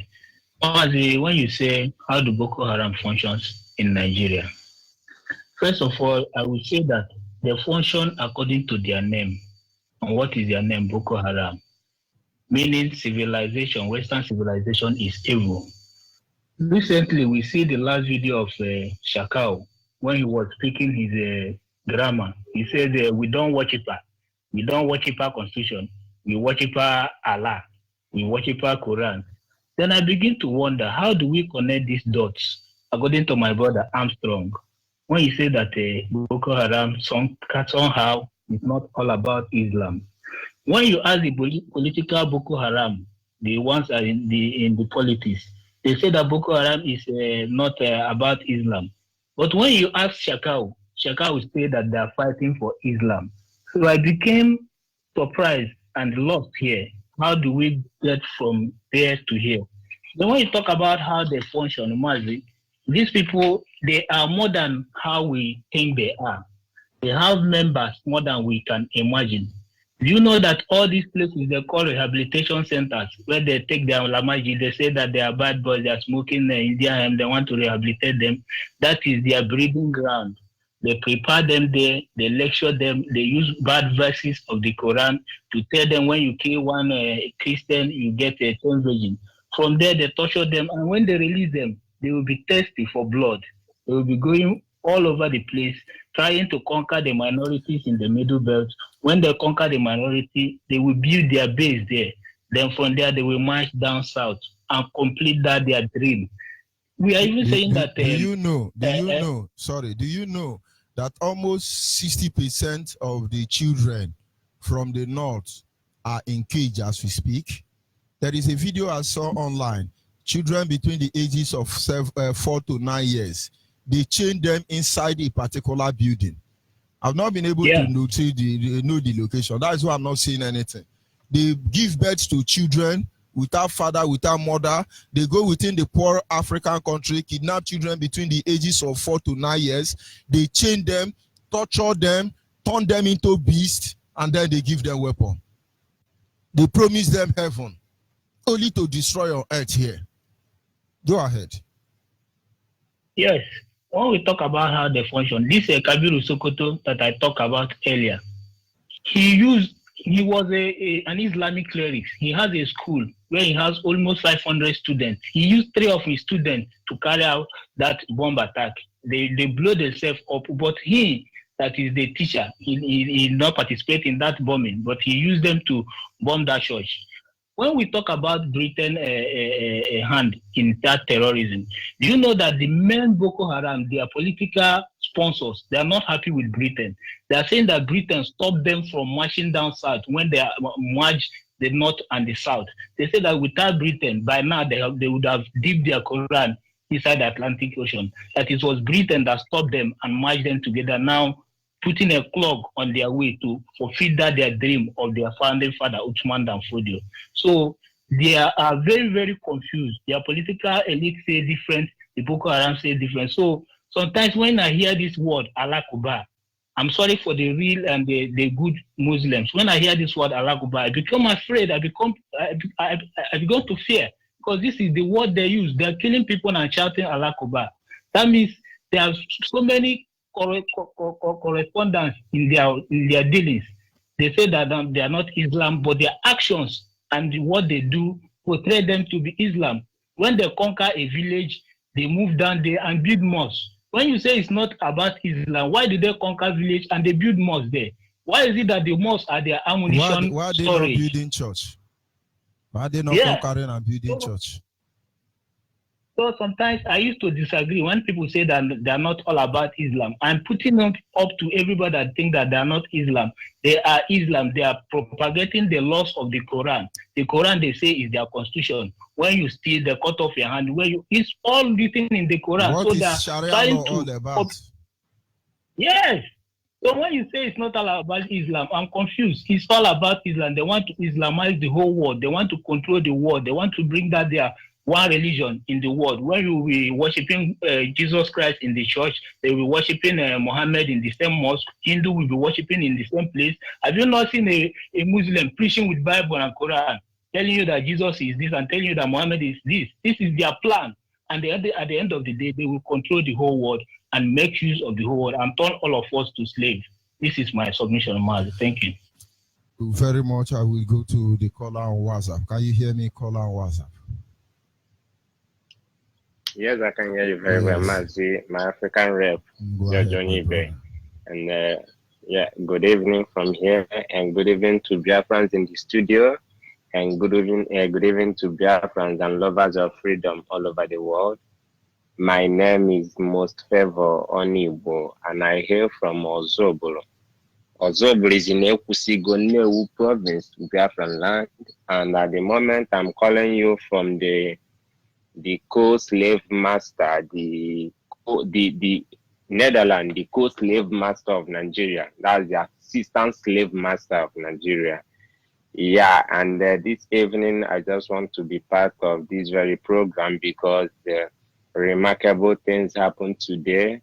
By grace of Chukwu Okike Abiama, I graduated today, and during the course of the graduation and the signing and getting my certificate from the Dutch University here, and something happened when they called us in to come, and the Dutchman that was welcoming us was giving everybody, when they call you, they look through your profile and they give you your own flag. And at the point of entry, they were giving me the zoo flag. I said, no, I'm not taking that. They said, no, but you have to. I said, no, and actually I knew it would happen, and I printed my own flag in a piece of paper. They refused me in. The man was like, no, you're from Nigeria, so you should have this. I said, no, I don't need that. I'm not taking it. He said, why? I said, because I'm a Biafra and I've been shouting this year in this school. I've been shouting it. Everyone knows that. Call me a Biafra man. So why will you be giving me this? I have my flag. At a point, the man and I said, why? What is your greatest reason why you think you cannot be a part that will make Nigeria better? I said, because Nigeria can never be better. Since 1960 to date, it has never got better. He said, but me, this school train me so that I can be a very good slave for them. Yeah.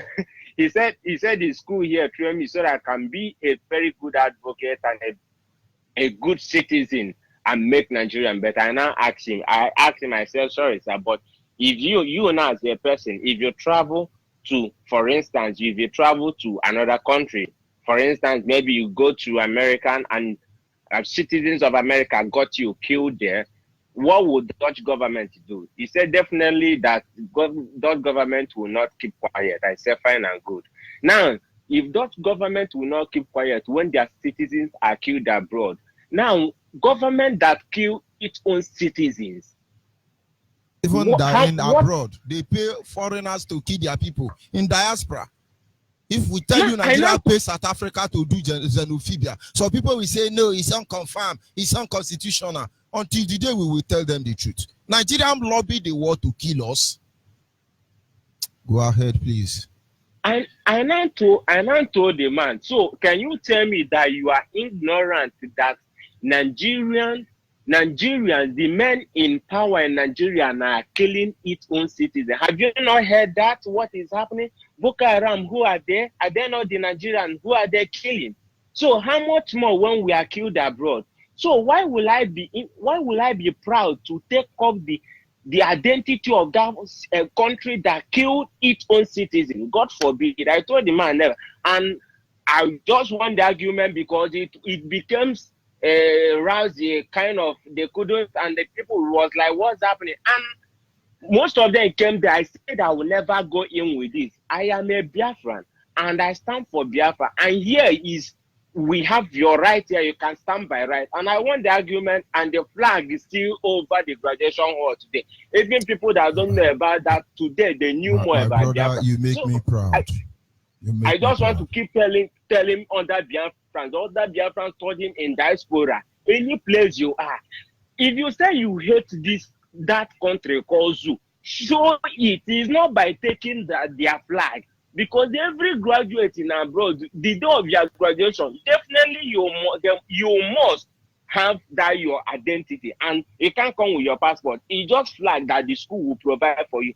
Let's start. You can start rejecting that. I believe that today, not more than 30 people got to know more about Biafra, and we can do that not even by talking, but by your flag. We've had this country called Zoo. Let's keep rejecting them in all platforms. That's all I want to say. And I say, Chukwu Okike Abiama will help us restore Biafra. That is the only thing I want. That is just the only thing I want. We just need to go back home and live our life as people. Nothing more. We just want to be free.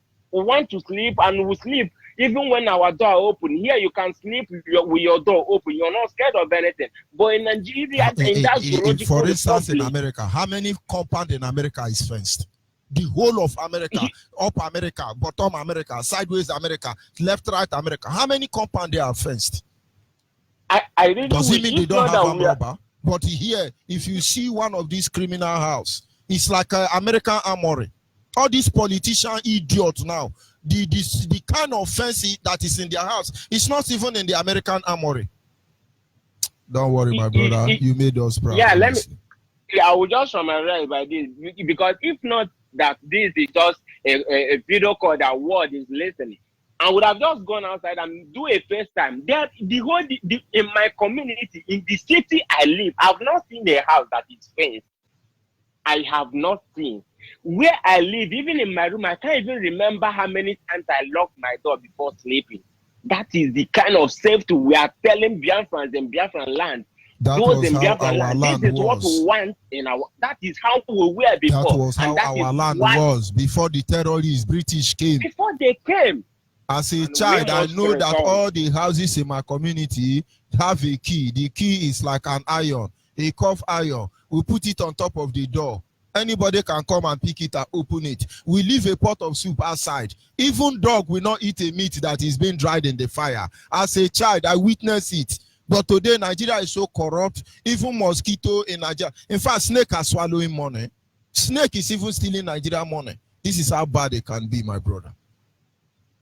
Yeah, I will just give time so that others can talk, but others can also talk. Thank you, Thank you very much. Keep you and keep every other Biafran. You make all, God will help us restore Biafra. Exactly. Thank you, sir. Yeah, I will take another call from the line. Caller on the line. Caller on the line. Hello. Yes, good evening from here. Your name and where are you calling from? I hope you are following this program. Thank you. I'm Evangelist Emelogu. Yes, I want you to react to the questions that we have asked. Calling from Ata. I'm very happy for what you people are doing, and I've been supporter of it in many ways. I even buying the articles or the papers. Sponsoring, yeah. So the topic you people are talking this night is very, very good and important. And the Boko Haram you people are talking, really a lot of them is in the even Igbo land, which some people have not known or mentioned. There's a lot of our brothers who said that they are politicians, and so many of them who said that they are rich, are causing problem, havoc, even in the village, causing other people, other brothers to run away from our village, from our community, from our town, going to outside. And that is why some of them don't want to come back, because of the attitude of what they are receiving from their so-called brothers and friends around. So they are one of the Boko Harams that are disturbing us. Yes. So we have to be careful and look into our villages and our towns and see what is happening. Our brothers are disturbing our people, our Igbos. You can count and see that many of the Igbos are outside. Almost even at the northern area, so many of them went there and took land and are farming there, and they don't want to come back. And we are telling them to come back. They say no, they will come back because they are enjoying their eating, living peacefully. Nobody is disturbing them. But when they come back to their land, to the Biafra land, their brothers will be disturbing them to see that they take off their alone. These people are not the Boko Harams we have here. They are one of the Boko Harams. So, therefore, the Boko Harams are in our backyard. They are in our rooms. They are in our family. They are in our town, every corner. So, not only the northern, actually, those Boko Harams we have here, even they are helping the northerners to know our hook and corner in the town, in the village, this area. So, we have to know that the Boko Harams are here already. So we have to be careful. And for that reason, they are one of the Boko Harams we are having. Thank you Thank very you. much. God bless you. You're Bless Nande.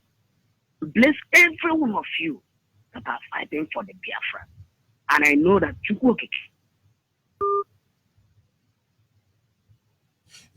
your contribution is perfect, because like I said at the initial stage at the beginning of this program, is that when the governor of Imo State is telling you that his government is working with Fulani herdsmen, you don't need anybody to tell you that the governor of Imo State, leagued in by Boko Haram justice system, is a Boko Haram. Like what our brother was just trying to say the last caller, some of our people has returned back from the den of thieves only to meet political Boko Haram chasing them. But of course, the system is designed. I think Adeyinka grandson, his last broadcast, he spoke in Yoruba. He said Igbos will never have peace in their home and abroad, anywhere they go to. He's there. You go and listen to Adeyinka useless son, his last broadcast. And those people are people who have been converted into Boko Haram. All of them are there. Go and ask Rojas Okorocha. All of them are Boko Haram. Go and ask David Umaru. All of them. But of course, we must continue. Call and WhatsApp, you still have to hold on a little bit. I will decline it. I will allow them to kill all of you before we mount any counteroffensive. Let me tell you one thing that you don't understand.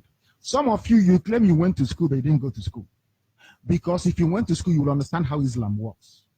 Islam is coming for you. They must come for you. It's a M-U-S-T, must. There is nothing anybody can do about it. Only you can defend yourselves. This headline here is a confirmation if you need one. Atiku Abubakar said it yesterday. Today is being confirmed that ISIS is coming. Not just Boko Haram, but the real bad people that are coming. They need access to the oil, and they will get it to secure their financial base for their continued expansion within the whole of sub-Saharan Africa. The zoo is seen as pivotal. And Biafra land is where the resources that they're looking for is lying in. They don't trust Buhari anymore.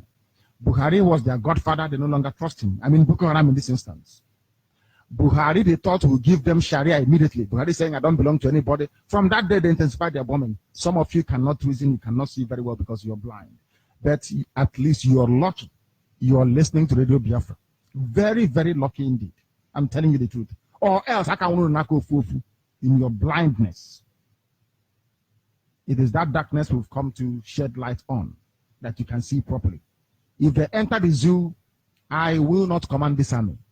And I need guns and I have the men. I need guns and I need bullets. That's all we need. And then we win.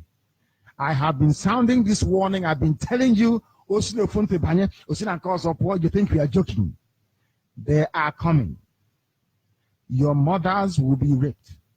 Your sisters will be married off as slaves. I'm telling you that now. Right as I speak, write it down. Biafra land will be decimated.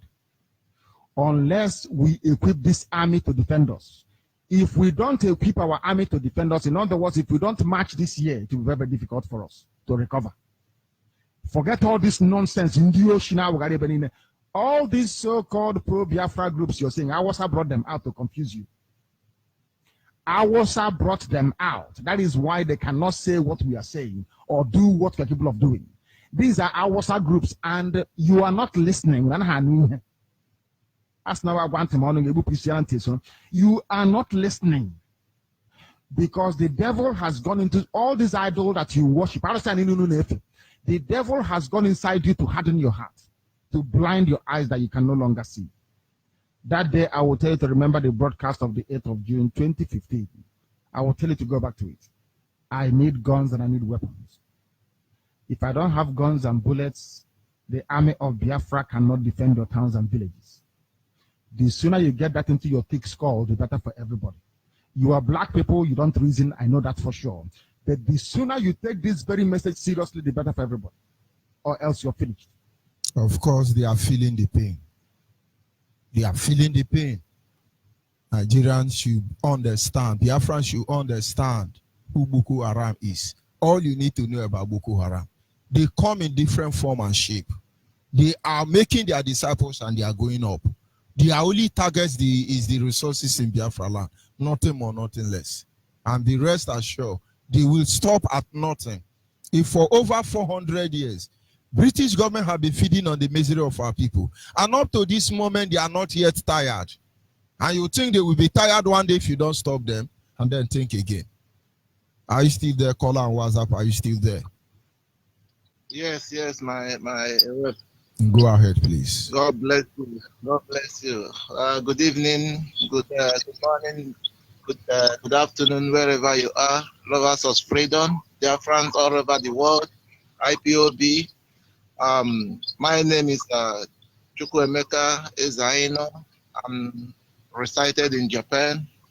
I want to actually thank all our leaders. I want to thank Mazi Nnamdi Kanu for even making us to understand and from this Radio Biafra to know what we're supposed to know. I thank Uchemefo, the deputy. I thank all the IPOP brokers and all the IPOP members that have been making this IPOP to move forward the way it's supposed to be. I still want to thank you, George Onyibe, for your programs, because your programs are wonderful. And I still want to say that we Biafrans, we have been kidnapped. We have been in bondage. Since I was born, I have been in bondage. And I know that Nigeria have not done anything good to my life. That Nigeria have not bring anything good to my family. The name Nigeria is a curse. And people have not come to realize a lot of our brothers are still walking in darkness. They don't want to believe the truth. Yes, I remember what happened in the Bible during the time of Noah. Noah was building an ark and was calling people to come and even help to build that ark, and people rejected. People were busy looking for money, busy marrying and doing all sorts of ceremony. But when the ark was already filled, and the rain started falling, so many of them was running to enter the ark, but the ark have been closed, and they were not opportune to enter that ark. And that very day, for that very day till the water swallowed all of them. Why I'm saying this is that most of the Biafran people who have blocked their ears, who the devil has stolen their mind, and they think what we are doing is not right. I want to tell them to remember that day when the rain started falling. People were climbing even on top of the tree that the rain will not come there. But the rain swallowed over all of them. And so with this battle that is coming now, we swallow those who don't want to belong to IPOB. It will swallow them, because when the time comes, just like you said, from all those who have not want to belong, who are thinking when the time comes, they will come. When the time comes, it will be too late for them. It will be too late for them. And I want to, before I end, I want to sing this song, Mazi George Onyibe. Dula nina ga chukwu okike, dula nina ga o. Dula nina ga okike, dula nina ga. Anyị bụ osisi na-amị mkpụrụ ọma, dula anyị na-aga o. Anyị bụ osisi na-amị mkpụrụ ọma, dula anyị na-aga. Dula anyị na-aga Chukwu okike, dula anyị na-aga o. Dula anyị na-aga Chukwu okike, dula anyị na-aga. Anyị bụ osisi na-amị mkpụrụ ọma, dula anyị na-aga o. Anyị bụ osisi na-amị mkpụrụ ọma, dula anyị na-aga o. Ome mma chere mma na ome njọ chere njọ n'iru o. Ome mma chere mma na ome njọ chere njọ n'iru o. Anyị bụ osisi na-amị mkpụrụ ọma, dula anyị na-aga. Anyị bụ osisi na-amị mkpụrụ ọma, dula anyị na-aga o. We say that Chukwu Abịama, Chukwu Okike will continue to lead us, move us forward, because we are the tree that bears good fruit. Every bad fruit will be condemned. That is what the Lord said. He said, everybody who bears bad fruit will enter into the dungeon. And all the Fulani herdsmen, all the Boko Haram, whatever you call your name, let me tell you, what is coming for you, you will never believe. You will never believe. You will never believe. Even those Biafrans who have blocked their ears, yes, they will use them for sacrifice, because that must surely come to pass. If you block your ear, when the time comes, you will not be able to enter that boat, that Noah's Ark. Our leader is like Noah. He's calling upon you people now. You block your ear. You don't want to follow because you are still making money. You are still making money out of your own money. Making money out of your own money. People dashing you $1,000 or $1 million out of your $1 trillion that they are stealing from you, and you don't want to wake up. You are still blind. Since 1970 till now, how many years? I know that they have stolen your mind. Some of them have stolen your heart, because whatever they have given you, all this medicine you are drinking from outside people, all those magani cause, all those magani have confused you. They have those things to confuse your brain. That is why so many of you can't reason well. You are still in the marketplace pursuing money. You don't want to do the needful. When the time comes, the needful will do you. The needful will do you, so that you will, when they call you any day or any time that this is what you will do, you will wake up on time and do what you're supposed to do. Mazi George Onyibe, I thank you for allowing me to even speak in this program. God will continue to bless all Biafrans. God will continue to bless IPOB, because I know what God has ordained. No man can stop it. No man, no woman can stop it. Thank you, Mazi George Onyibe and Siroya. God bless you. Bless our leader. Bless our deputy. Thank you. Yes, going back to the panelists, I want to believe somebody want to respond to the last question before we move to the next question. Are we still there? Okay, yes, Margie. Okay. Go ahead. I think the last question is the pioneers of Boko Haram. Now, just one thing I remember concerning Boko Haram. It's about this sham, their sponsors and their leaders. What they call that Shibor girls. Now, they begin to draw a line between the sponsors, the pioneers, and the people that facilitate them. I begin to wonder, how can Boko Haram come to a school and kidnap about 200 and something girls that is writing exam? How is it possible? How do they move them? How do they load them in the truck? And the military are there watching them. How do that happen? Is it possible in a country? So that will show you the sponsors, the collaborators, and the pioneers. That will show you they work hand in hand. Another one is the Dapshi girls. The Dapshi girls. We hear that the Boko Haram returned those Dapshi girls in the city.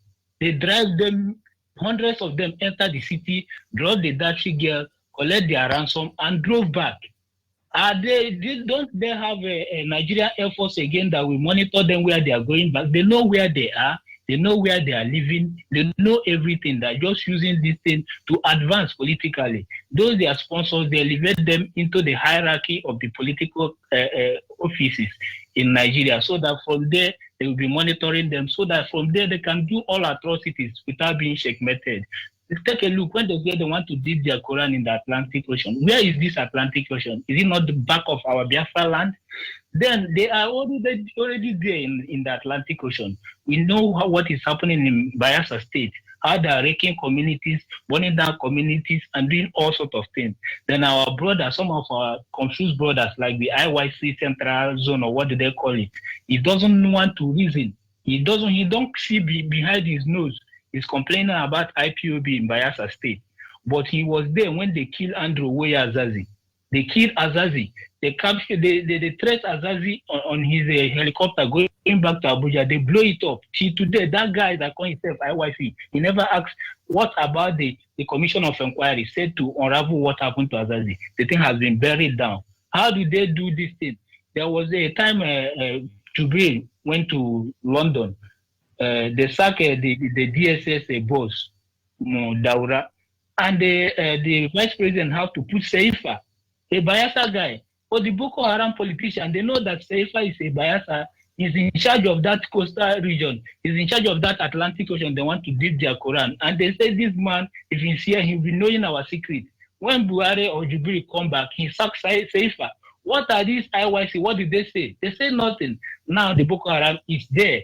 On 14th of February now, APC will take over Bayelsa State. APC is already in Imo State. So they are advancing. They are advancing gradually to fulfill their dream of their father, Usman Danfodio. And our people are not still listening. Thank God for our brother that called us now. If we did not listen when the rain started, so it's better we stand up now and understand where we are going to. Finally, I want to congratulate our brother that just graduated in the university. He spoke a lot. I want to congratulate him. Our brothers that schooling abroad, they have to toe his line so that Biafra will be sold throughout the world and the world will know about us. Thank you, Mazi. Thank you very much. I will go to the next question, and the other questions go to go to Mazi Okefore. I hope you're still there, Mazi Okefore. Do I have your attention? Yeah, I'm here. Yes. And the question goes this way. What must the people of Biafra do regarding the issue of Boko Haram? Considering the fact that a lot of politicians in Nigeria are Boko Haram, British government are Boko Haram, most of the Biafran politicians are Boko Haram, they come in different shape and guide. Their only target is to conquer, dominate, and steal under the radar unnoticed. What is your advice for Biafran people regarding this issue of Boko Haram? Go ahead, please. Yeah, Mazi, thank you, my brother, for this question. Mazi, what we have a lot to do. The first of all, we Biafrans must understand that Boko Haram is an Islamist fundamentalist movement and ideologies from the north, with the aims and objectives of total Islamization of the rest of us, hence conquering the remnant of those Biafrans and other ethnic minorities who doesn't share in their Islamic ideologies. However, we Biafrans must have it on the back of our minds that all the northern political classes to a large extent are all Boko Haram sympathizers with no exceptions at all. And I make bold to say this. Going by all their antecedents. Also, we have to remember that Boko Haram was instrumental to what brought the current Zoo government to power, and it is most unlikely this time. This is most unlikely for this time regime to fight or what brought them to power. Hello, Mazi, there? Yeah, go ahead. The world is listening. Okay, sorry. Okay, I said I may bold to say all the antecedents also. I have to remember that Boko Haram was instrumental to what brought the current Zoo government to power, and it is most likely for the same regime to brought to power to fight what brought it to power. Neither would they expect them to destroy the same monster they created. And the insurgents that lasts up to 24 hours, the government of the day knows about it. That's the famous word of late General Sani Abacha. Also, the onslaught against the Boko Haram is an onslaught against the North, settlement by late General Muhammad Buhari. I hope this would ring a bell in the hearts of those who value the truth. So therefore, what the Biafrans must do in essence is to make a very solid preparation or ramification and get ready to fight those monsters anytime they eventually step their foot into our land, because their ultimate agenda is to Islamize us all. Take it or leave it. The jihadist plan is to continuous movement, and if we don't fight to defend our land, these invaders, creators, then our next generation might not live to tell the story. Ultimately, it's imperative for us to take this as our paramount duty because our lives depend on it. Hence, we Biafrans have to be well informed about these Islamic terrorists, their works, ideologies, and belief systems. And most importantly, protect our unborn generation from them, because a good terrorist is a dead terrorist. If we don't defend ourselves, they will eventually come, kill us all, and those who might be lucky to be kept alive would literally be Islamized, K-E-D. Mazi, when we are saying this, Mazi, do you remember that 2015 when this Boko Haram was formed? A lot of money came in. I remember Germany gave them 1.5 billion. France gave them 1 billion. They made a lot of money from European Union here, for the ones I could remember. And all those money, where we are there. And when we say that at the government of the day, the zoo government, all the parasata, they are part and parcel of Boko Haram. All of them. The military, the navy, the police, the army. And that is why they feel, like I said before, they feel that they have arrived. So I have to leave it here. Thank you. Thank you very much for those insightful thoughts from you. And then before I get a response from the other panelists in the studio, I want to bring certain issue to the attention of Biafrans in Biafra land, most especially those in Abia State, as well as Biafrans across the globe, to understand what we are talking about. Understand that when we talk about terrorists, Boko Haram, for instance, we are talking about all classes of Boko Haram terrorists, irrespective of the name they bear. Now, as of this moment, there is a hotel in Aba, Abia State. The name of the hotel is in Osisioma. The name of the hotel is Green Light Hotel at Osisioma, Aba. There is a hotel known as Green Light Hotel in Osisioma, Aba. Green Light Hotel in Osisioma, Aba.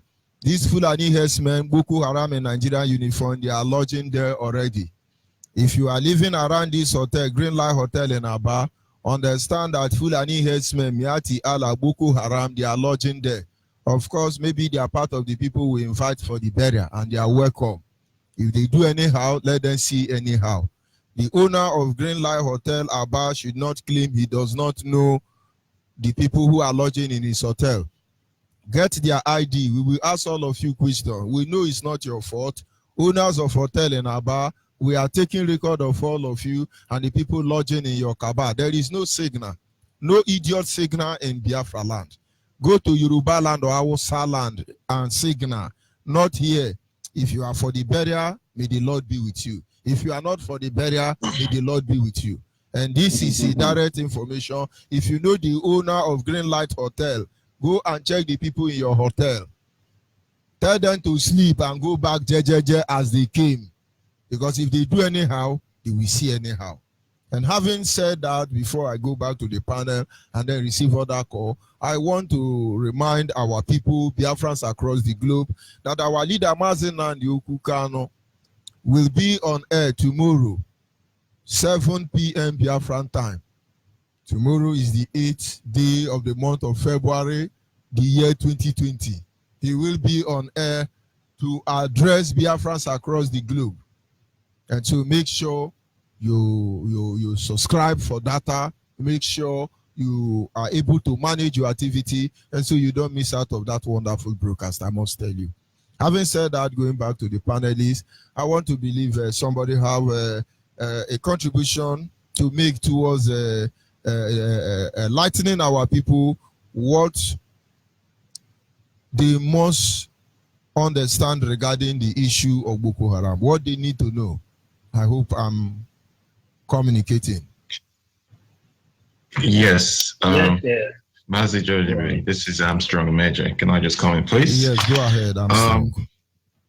Yes, so our brother, Mazi, Foreign has mentioned something very important, which should ring a bell. That even the Boko Haram terrorist group received some money from France and United Nations, similar to what I was saying, that they have external, sponsors, and sometimes this whole thing makes me question myself. I said, what is really going on? Now, Of course, we know they're using Islamic agenda. However, some of their sponsors are actually not even Islam. They're not even Muslims, yet they heavily sponsor these terrorists. We understand that the dream for, or the delusion by Usman Danfodio wanting to conquer the whole of the people in that region, which they've done that to some extent, especially the North. The North is gone. They've conquered most of the North, and then they've made them Muslims. Now, my question now is to those people in the South, the Oduduwa and the Biafrans now who are Muslims, right?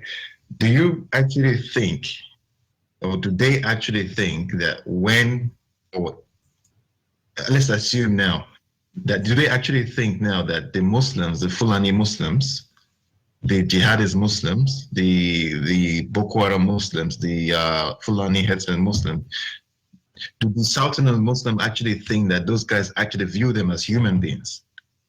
Because no matter what, you can say you're a Biafran, you're a Muslim, you're from the South and you're a Muslim. There's no way the Northern Muslim will actually see you as a human being, because one thing is clear: you are from the South.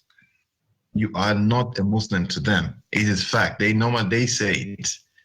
They say. So what Biafran should know is that what the Biafran should know about this whole Boko Haram thing, it is bigger than what it actually seem like. It's a lot bigger than what we know. So we can point fingers and say the Boko Haram is just in the North. No, it's not just there. The sponsors, like countries like France and all those Western countries, European countries, they are Boko Haram as well, sponsoring them. So we should not cry to one Boko Haram for help to another Boko Haram for help. The only solution now is to restore our nation, Biafra. Now, it wouldn't surprise me now in the government now if they actually specifically, create a party for Boko Haram people, like APC, obviously we know it's a Boko Haram party. Now imagine if they now create the actual Boko Haram party, BHPP, for instance, Boko Haram People's Party. That wouldn't surprise me if Nigeria does something like that at all, because at the age at where it's heading to now is that direction. It's heading towards that direction where Boko Haram are actually ruling the country. They're in the military. They get them from the forest. They rehabilitate them into the Nigerian army. And those guys will now tell me that they are defending the people of Biafra. No way. No way. You see a military man, you see a Boko Haram soldier. That's the way it is, because they are everywhere. They are in government. They are in the military. So our people should know that the only solution to stop this invasion is Biafra. That's absolutely the way forward. So please, people, go and join IPOB. It's what I can tell you, because you can cry to the government for help or not. You may as well crying to Boko Haram for help, because Boko Haram is attacking you, Fulani people are attacking you, and you want to still cry to them to help you. That's not going to work. So that's just my small contribution for now. Thank you very much. We go to Brother Chibuike. Go ahead, please, with your contribution. Yes, thank you, Mazi. What must the people of Biafra do regarding the issue of Boko Haram? That is the question.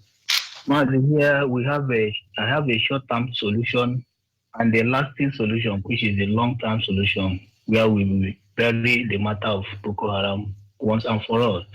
The short-term solution is that when you have a disease, it is very, very important that you have to be diagnosed, to know the name of that disease, to know how that disease functions before they will recommend medication for that disease. So having said that, our people have to know, like all these things we are talking about now, how they operate, how they function, who sponsor them, who patronize them. Our people have to know this, so that when they see them, they will know them by their name, they will know them by their action, they will know them through their words. It is very, very important, because it is when you know your enemy that you avoid him. Because a child knows who likes him, but he does not know who hates him. They might come like wheelbarrow pushers, they might come like Okada people, but having listened to Radio Biafra, knowing how these people operate and who they are, we know them and know how to tackle them, know how to avoid them, know the kind of medication you will use against them to affect them. So that is the short-term solution as we are fighting to get our Biafra. The long-term solution and the final solution is Biafra, according to my brother Armstrong, because you cannot fight them inside that their same entity. There's no how you can fight a swimmer inside the river. You can only fight him when you take him out of the river. Then you will fight him normally. But trying to fight them inside Nigeria, you cannot defeat them. The best thing is to get our land, secure our borders. You know what is happening here in Israel? Since the Israel get their land and secure their border, they take the fight to their enemies. They take the fight to the villages, to the borders of their enemy. When we get Biafra, we will mount counter-offensive in our borders, in Enugu and in the other parts of Biafra land where we have a neighborhood with them. Then from there, we push them back. We will conquer them. But trying to fight them inside this one Nigeria, it cannot happen because they have conquered Nigeria already. I remember one good luck said that Boko Haram is in his government. The man cried out because they have taken over all the government. Now the whole place has been conquered by them. It is only left for us to look at this final solution, which is getting Biafra, and listening to Radio Biafra, taking advices from our leader, Mazen Nandekalo. That is the only way out. Apart from it, we are all inside this mess. Thank you, Mazen. I will go to the caller on the line. Caller on WhatsApp, are you still there? Yes, I'm here, Mazi George Onyibe. Yes, go ahead, please. Yes, thank you, my beloved brother. Good evening to you, and good evening to Biafrans all over the world. My name is Akparo Iterefia. Akparo Iterefia is from Faransa. Faransa is in Ipionibo, and Ipionibo is in Akwa Ibom province. Mazi George Onyibe, honestly, today, this evening, your program is quite interesting, and I just want to lend my voice also on what our brothers have been saying. When we talk about these terrorists, like our brother says that we should try to work hard to know those people that are behind this sponsoring of terrorists in our land, so that when we see them, we can identify them. We don't need to look further for any of these guys already. We have them in the government house. They are all our governors over here in Biafra land, because if you look at them, these guys are even ready, because as it stands, they are even ready to even become Muslim because of what they are getting. They are even ready to become Muslim because they are getting something from the master's table. They are ready to be Muslim, to be Islam, because of the money that they are getting from the Zoo Republic called Nigeria. They are ready to give their soul, their hearts, their body, and everything to the devil because of what they are giving, and they are ready for them to Islamize our people. And that's what is ongoing in our land. Our governors over here in Biafra land are so hopeless and useless. In short, they are fulefus, all of them. They are good, big time good, honestly speaking, because I cannot see a situation whereby a human being, look at the idiots in Imo State House, that they have taken him to Kaduna, to Sultan of Sokoto, for him to go and swear over there, to go and swear affidavit, or they have given him the water of Islam for him to drink, and they brought him over here to our land for them to Islamize our people. The idiot in Imo State House is saying that he's not going to tolerate any more protests in his land, that any protest again that is going to go on in his land, that is going to use maximum force against such individuals. This is what they have been doing to these idiots. Recruit them, give them gun, give them ammunition, and they turn against their own people on just one purpose, to Islamize our own people. And if we are not going to take drastic force against these our governors, against our brothers that are sabotaging our effort, we will live to regret it, because these people think that they are the people that can fight us. Or during 1967 and 1970, the Muslim, the Islam thought they were the people. These Fulani people thought they were the people that fought us, but unknown to them that they are British and their allies, Egyptian pilots and the rest of them, and Russia, all gang up together to fight and to kill and to destroy our own brother. And if they should allow us, because had it been that I'm the leader or the commander of the armed forces of this noble family, Biafra, I would have given command even before now for we to go against these people. Look at what happened in Central African Republic, CAR. I mean, only street violence, only street gang that they rose up against the government. It did not take them even full day for them to bring down the army of Islam, for them to bring down the army of jihadists. And they started with their own brothers, which is the Muslim, which is the Fulanis. in Central African Republic, which is that, where they started it with those people and they marched straight away to government house. These guys did not have guns, they did not have any ammunition, it was only cutlass, machete in their hands, and wood and sticks that they used to march into government house. And we have the mind, we have the men, and we have everything.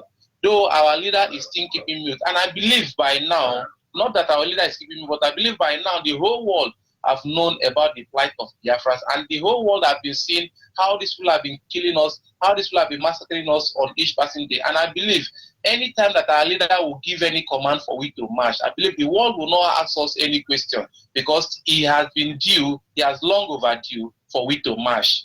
And that is what is going to happen, because if you don't start it with our brothers, these guys will not learn. We need to instill fear in this guy's body. Call our governors, all these are our politicians. The only man that we have in our land that is speaking for our people is Ehinaya Abaride. The rest are hopeless and useless because of what they are getting from the master's level. And that is the only money that they are getting. And forgetting that this property, Mazi George Onyibe, sometimes I do wonder, is it God that create these our brothers in our midst? I mean, how can your father give birth to only two sons in the family, and this property belongs to only these two persons? Why not you call your brother within yourself for you to say, oh, my brother, come, let us sit down together and share this property within ourselves? But instead of that, you want to go outside and bring an outsider entirely that did not relate to your family, for him to come into your family and for you to share your father's wealth with an outsider. I mean, I don't know what is wrong with our people. It is high time for we to wake up as a people, because if you are busy fighting your own brother, when are you going to learn from your past mistake? And this is what is killing us in our land. These people are busy fighting us, and these people are busy destroying us. And it is high time for we to take the bull by the horn. If not so, they will not learn. We need to instill fear and discipline in these people, because they are killing us on each passing day. And until that is done, these people will not let us to go. Shalom, my brother, and thank you, and shalom to Biafrans all over the world. Thank you very much. I will take another call. Yes, caller on the line. Good evening to you, Maz. Good evening. Go ahead, please. Thank you so much. Greetings to you, great Biafra. Lovers of freedom, by the blessing of the God that created heaven continue to be with everyone else and our leaders all over the world. My name is Hugo. I am calling from Enugu this evening. We will continue to glorify the Almighty people for his righteousness towards the indigenous people of Biafra. He is the reason why the plans of the enemy to wipe out the indigenous people of Biafra from the surface of the earth. But people you made it level that we are living.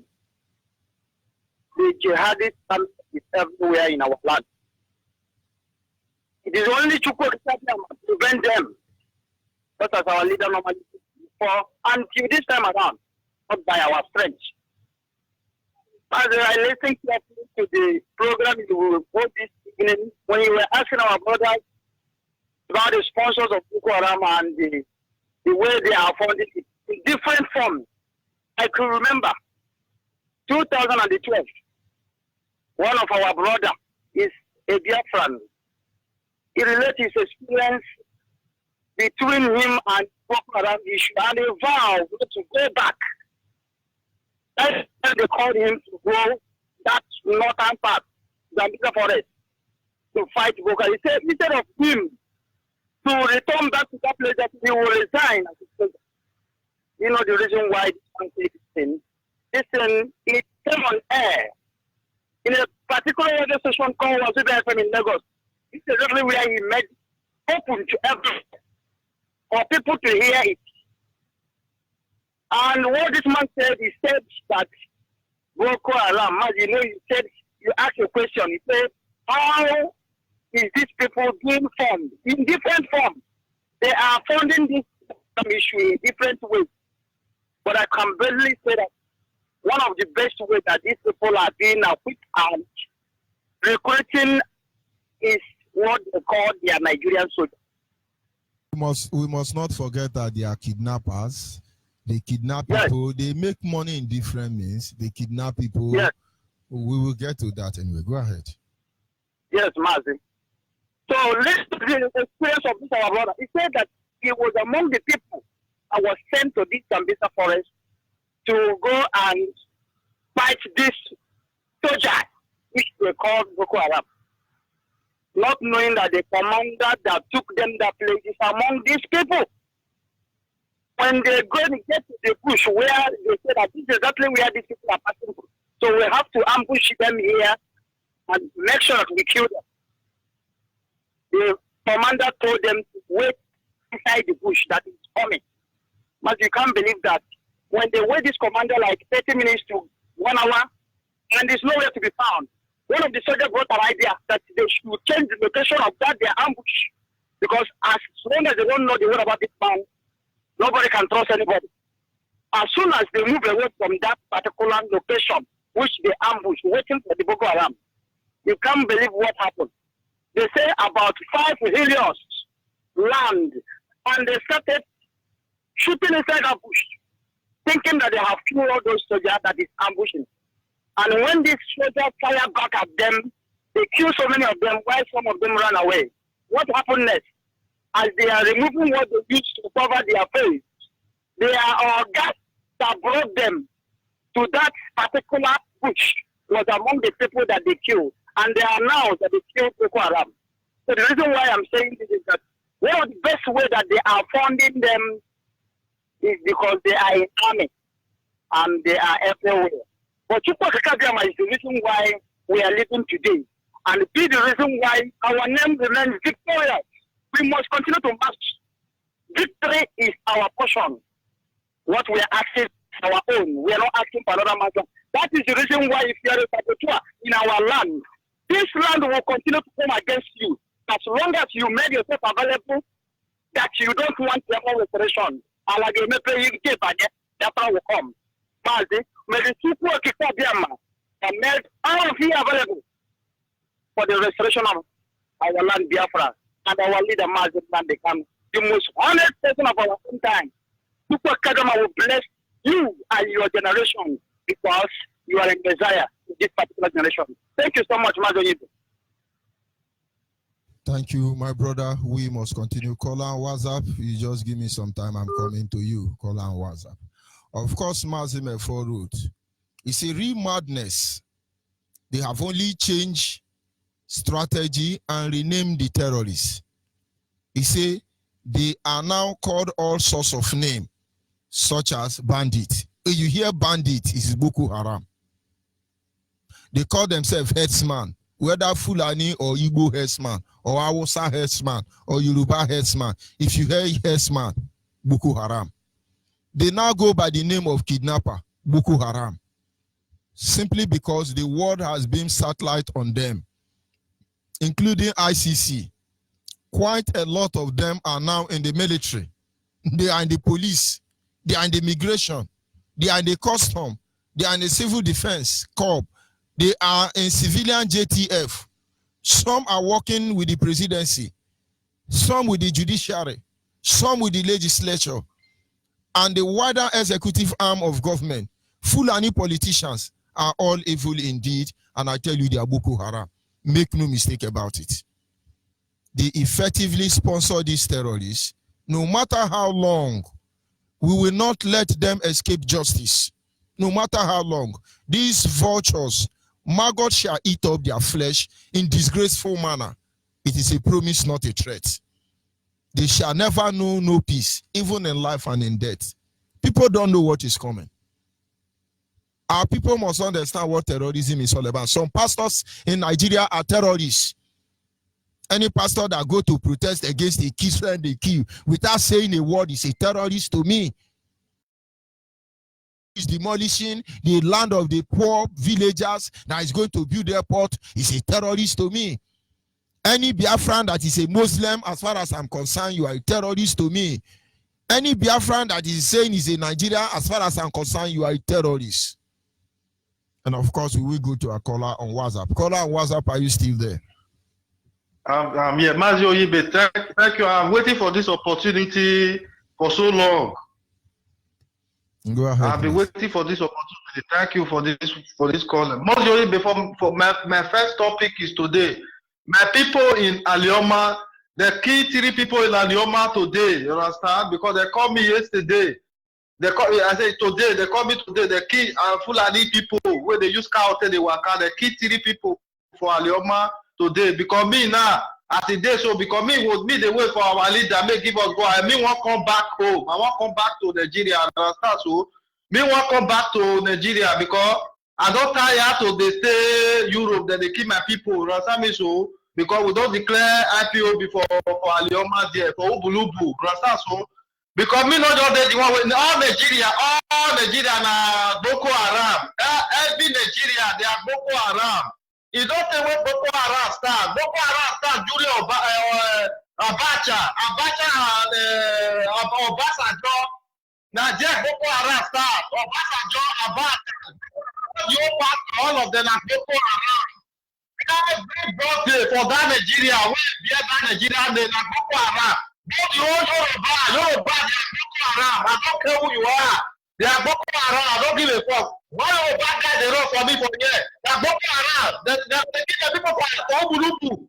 They give the people for Ubulubu. Fulani herdsmen where they carry cows, they destroy our farmland. They kill my people for Ubulubu. For Alioma, today they kill 2 people. For Alioma, the people come in today, they kill 2 people. Everybody for Nigeria, they Boko Haram. Everybody, both the pastor. Everybody, I don't even the traditional ruler, all of those, they are Boko Haram.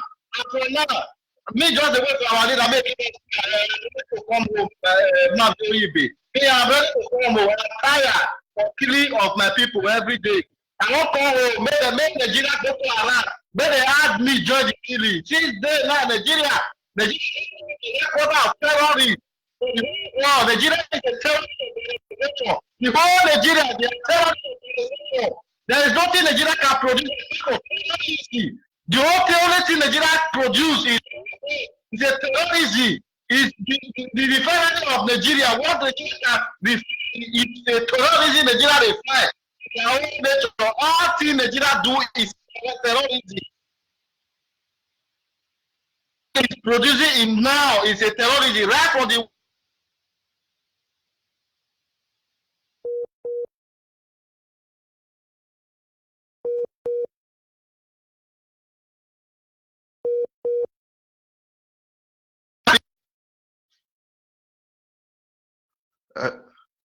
hello, Mazi Onyibe. Hello. Yes. Go ahead. Hello. Go ahead. Abacha will carry helicopter pass Alioma. We the use the stone Abacha. Who is Abacha? Abacha will pass Ubulubu. He gonna go. They use the stone in this thing. Nah. Buhari don't call now. They kill my people for Alioma. They are Boko Haram. They kill my people for Alioma. Me not just the one with Nigeria. I don't know Nigeria. I don't know how Nigeria take off. The way we just be now. Me just the way for go ahead. Me won't come back home. I too read the get now. I will come back to my country, to my Biafra land. I will go there. If you add me now.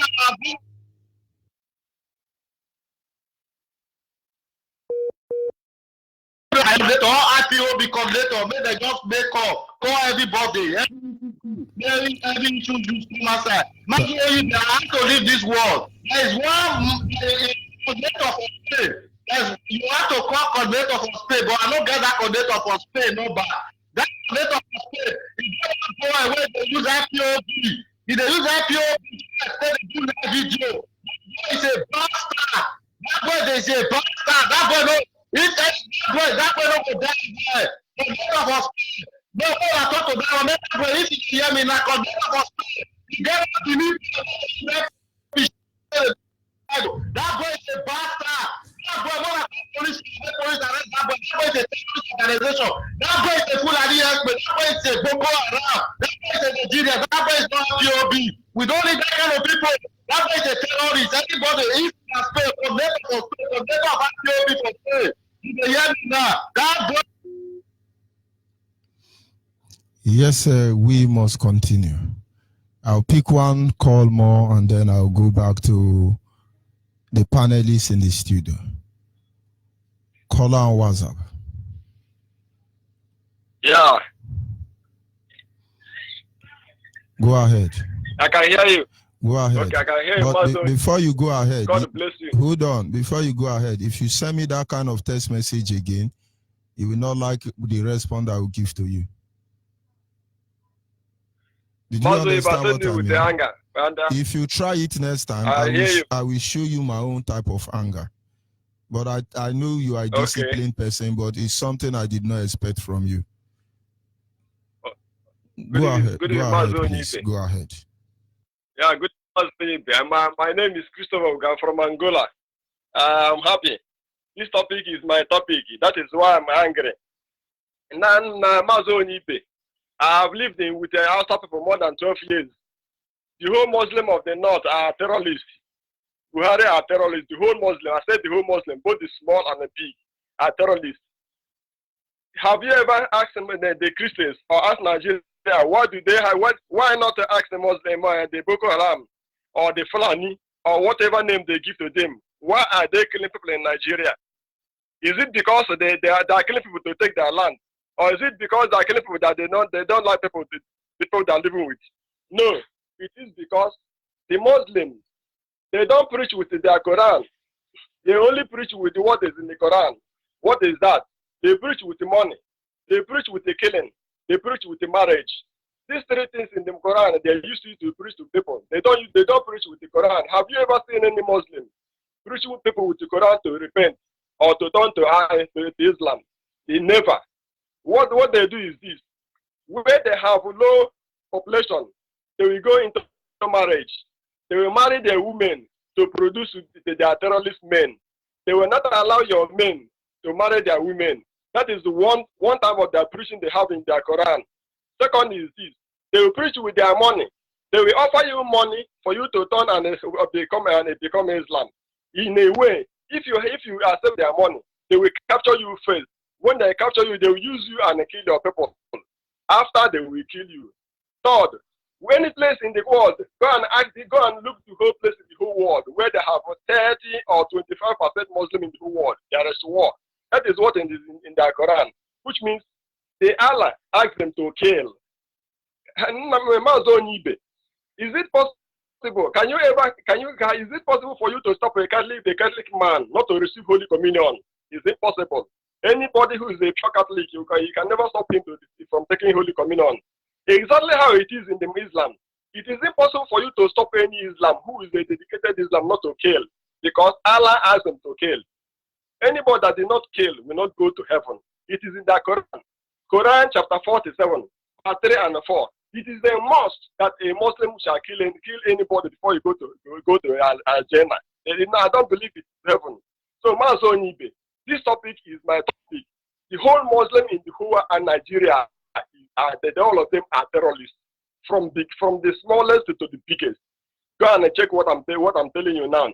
They preach with the three things: marriage, money, and a weapon. And any Muslim who do not support it, will not go to heaven. It will not go to the Al-Jannah, because I don't believe it is heaven they are going. That is why I'm angry. Not that because I want to send any message. Thank you, my leader. God bless IPOB. God bless you. Thank you very much for your contribution. We must continue. I will be going to the panelists in the studio for their closing remark. We still there. I will start with Matthew Kiforin. Your closing remark, please. Yeah, Matthew, good evening. My hardcore Biafran, fanatical Biafran, radical Biafrans. Thank you for giving us your audience today. We appreciate you. And mostly, we appreciate our beloved brothers in Biafra and doing the needful. And I hope what you all of you heard, the announcement made by Matthew Onyibe about the commanders of Boko Haram troops lodging in a hotel in Osisioma in Aba. Please be informed. Information is power. Stay clear, stay informed. Very, very important. And the highest place you can stay is on Radio Biafra. Getting every information that is being released to you and in the needful. As for the burial of our monarchs, they shall be buried without any harm. I urge you Don't entertain fear. Remove fear. Of course, we are as fearless as anything before our enemies. Our leader taught us that. We are not afraid of them, but we are not ignorant of the diversities of the evil ones. But we have to be properly informed. Obedient to the say is better than sacrifice. Continue doing the needful, continue listening, continue obeying. And may Chukwu come and keep all of you. We shall meet again sometime next week to discuss issues affecting us. As you do that, may Chukwu come and keep all of you, and all of us shall see Biafra. I sign out from here. Okay, foreign, see you from Waterpoland. Good night from here. Thank you very much. Yes, we go to Mazi Omeje. Yes, this is Mazi Armstrong Omeje. Thank you very much, brother, for giving us this opportunity. To those Nigerians who believe in one Nigeria, or those Nigerians, if you're in Nigeria, basically you means you believe in Nigeria. I want them to think about this. What has Nigeria done for you as a person? What have you benefited? Right from your ancestors all the way from 1914 to present day, you know? The government, if there's a problem in that country, you call on government, because Nigerian government will not do anything for you. Please realize that, okay? And then, Nigerian government, let me say the Amotekun has, like Mazi Onyibe, as you said a few days ago, that Amotekun has let Benin people realize that they are not Yoruba people. It's a thing that Benin people should actually pick up, that look, they need to realize who they are. They need to wake up their true identity, okay? And I want to finish by saying the melting ice and the rising sun. Nigeria is a melting block of ice. You take a block of ice, you put it outside the hot sun on the table, it will slowly melt. No matter how large the block of ice is, it will slowly melt, and it will melt, eventually disappears. Now, the rising sun will always rise and shine really hot and melt that ice. No matter how huge the ice is, the sun will melt the ice. The melting ice, the melted block of ice is Nigeria. The rising sun is Biafra. So now, my people, choose your nation. Which is your nation? The melting ice or the rising sun of Biafra? My name is Armstrong Omeje. I'm from Ekbuma. Uyele in Ekbuma. They call us Isha or Esa, but there's a lot more to our true identity. There's a lot more to our name. Edo people, you guys please realize who you are. You are not Edo, you are not Benin, you are not Isha, you're not all those names they call you. Please, Biafra is the way forward. Choose the rising sun and not the melting ice. Thank you very much. Yes, so we go on to Mazi Chibuike, please. Yes, thank you very much, Mazi Onyibe. On my parting shot, I want to remind all Biafrans that this name we are talking about this night, Boko Haram, it does not start when some people say it started in 2009, it started in 2015. It does not start that time. Boko Haram started in the late 18th century by Usman Dan Fodio. He handed it over to Ahmadu Bello.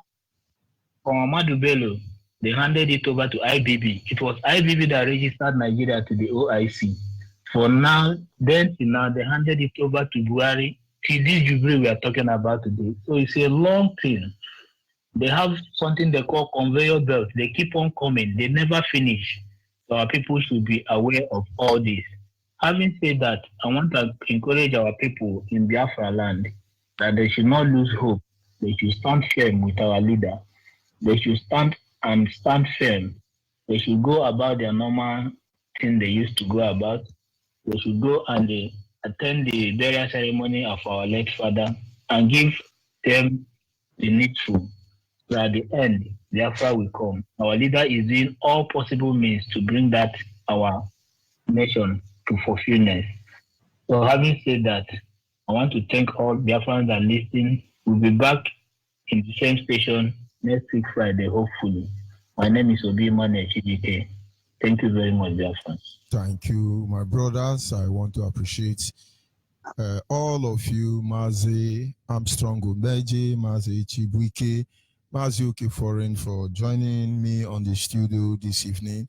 As may Chukwu Kikabema continue to strengthen all of you. Of course, our destination is Biafra, and we shall see in that land of the rising sun. Thank you very much. Biafrans appreciate you. And having said so, I want to say special thanks to those who were able to call in, making their own contribution. Sincere apology to those I cannot take their call at this moment. But I will not round up without, first of all, making the following announcement clear to all of us. One among the list is that the Boko Haram we are talking about, they came from different areas, most especially from Signal Barracks in Lagos, among others in Abuja. They are here in Biafra land, not because there is any problem in Biafra land, because they believe in intimidating and harassing us. They see us as a conquered people. They want to kill us, and then they can take our land because they need our land. They don't need us. And so they deploy different strategy to depopulate us directly or indirectly. Actually, their heinous crime against the people of Biafra led to the death of the king and the queen of Afari Beku as a result of them being traumatized, and they will be buried or laid to rest, as depending on the grammar you want to use, on the 14th of the month of February 2016. And the Nigerian government, as you know, always look for the slightest opportunity to kill Biafrans. As we are speaking, they have deployed a lot of Boko Haram in Nigerian uniform. Of course, these are licensed Boko Haram, and they are lodging in different locations in Biafra land. We will uncover them, and at the moment you get this information, you share it to another person. The owner of this hotel must give us who these people are, and these people will not leave if they mess up. And now, as you're talking, some of them have just arrived in a hotel known as Green Light Hotel in Osisioma. Green Light Hotel in Osisioma. The owner of Green Light Hotel in Osisioma must make sure that the Boko Haram lodging in his hotel are properly guided. If they do anyhow, they see anyhow. Of course, Yorubas are invited to this funeral. Hausa, Fulani, everybody is invited. There is no discrimination to that. And so anybody who thinks it's another place to commit mayhem or crime, be rest assured we will reciprocate. Make no mistake about that. And on that note, I must tell you, Biafrans, 14th of February, we make a send-off party, celebration of life for the Queen and the King, the Kanos family. We will be there to show them support, show them love, standing in solidarity with them, as always, even until the end of time. Make no mistake about that. If you are yet to prepare, you've not gotten your own burial cloth, please make sure you get yours before that day. We shall all be there that day. This is our land. It is Biafra land. This is not Ududuwa land. It's not Arewa land. And we owe nobody any apology. Having said that, I want to remind us that our leader, Mazina and Kano, will be on air tomorrow evening. Tomorrow is Saturday, the 8th day of the month of February, the year of Chukwu Kikabema 2019. It will be on air as always to address Biafrans. Of course, I can tell Facebook, Yoruba on Facebook, please be ready to disconnect us. Every people who manage social media, please, we are waiting for challenges. This is what makes us stick. This is what makes us strong. We love all of you. Please, all of you, India, all of you, gather. Our leader will be on air. You see, if you don't interrupt what you are doing, we think we are wasting time. And I can't talk now because Facebook seems as if they've gone to sleep. They just cut me off now. I'll go to season 2. So all of you get ready. We need you. We need you to help us reposition our mindset and otherwise. And like I said, our leader will be on air. Hijack his Facebook page. Please impersonate him. Impersonate him. But the gospel must be preached. And in the end, we will tell the next generation how we overcome. We cannot be more grateful to our fathers who fought even when the world turned their back against them. Without gun, they stood their ground for 3 years. They fought to defend our territory. Are we going to talk about the father before them? who fought people they know nothing about, yet they hold the ground till we are here today. Believe me, we will not feel the next generation. Have that at the back of your mind. I'll be signing off, of course, temporarily. In a few hours from now, I will be back. But having said so, remain Biafran, remain good. Not let anybody tell you otherwise. Not let anybody lie to you. We had no intention of conquering anybody or undermining the sovereignty of any nation. But we want to see that any idiot nation who think they are world power or anything, whose intention will think they continue feeding on the misery of our people, I think it is time for all of them to back up. I sign off from here. Remain blessed, remain focused, remain IPOB member, remain a Biafran, because this, I think, is the greatest honor for any human being that has walked on this planet Earth. Good night and bye for now.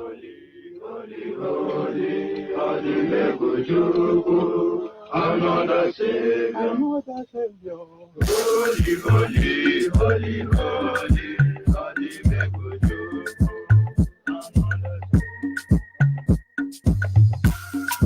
Special dedication to the gallant heroes of the Nigerian Biafra War and IPM families all over the world. I remember the Nigerian Biafra War. In the thickness of the Biafra genocide, hey, one man revived the vanishing hope to life. Let the great Biafra army to fight, and they were singing out, holy, holy, holy, holy, Olumewojuku is another Savior. They were singing out, holy, holy, holy, holy, Olumewojuku is another Savior. Holy, holy, holy, holy, Olumewojuku is another Savior. Many years after the genocide, whoa, yet another great leader has risen up now. Oh, and he's leading the Biafrans to victory.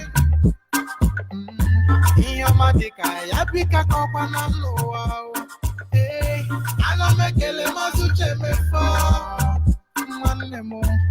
it's an honor having you on board. When I'm singing along, holy, holy, holy, holy, Namdekano is another Savior. Holy, holy, holy, holy, Namdekano is another Savior. Holy, holy, holy, holy, holy, Namdekano is another Savior. Getting me fast now. Holy, holy, holy, holy, Namdekano is another Savior. Holy, holy, holy, holy, Namdekano is another Savior. Holy, holy, holy, holy, Namdekano is another Savior.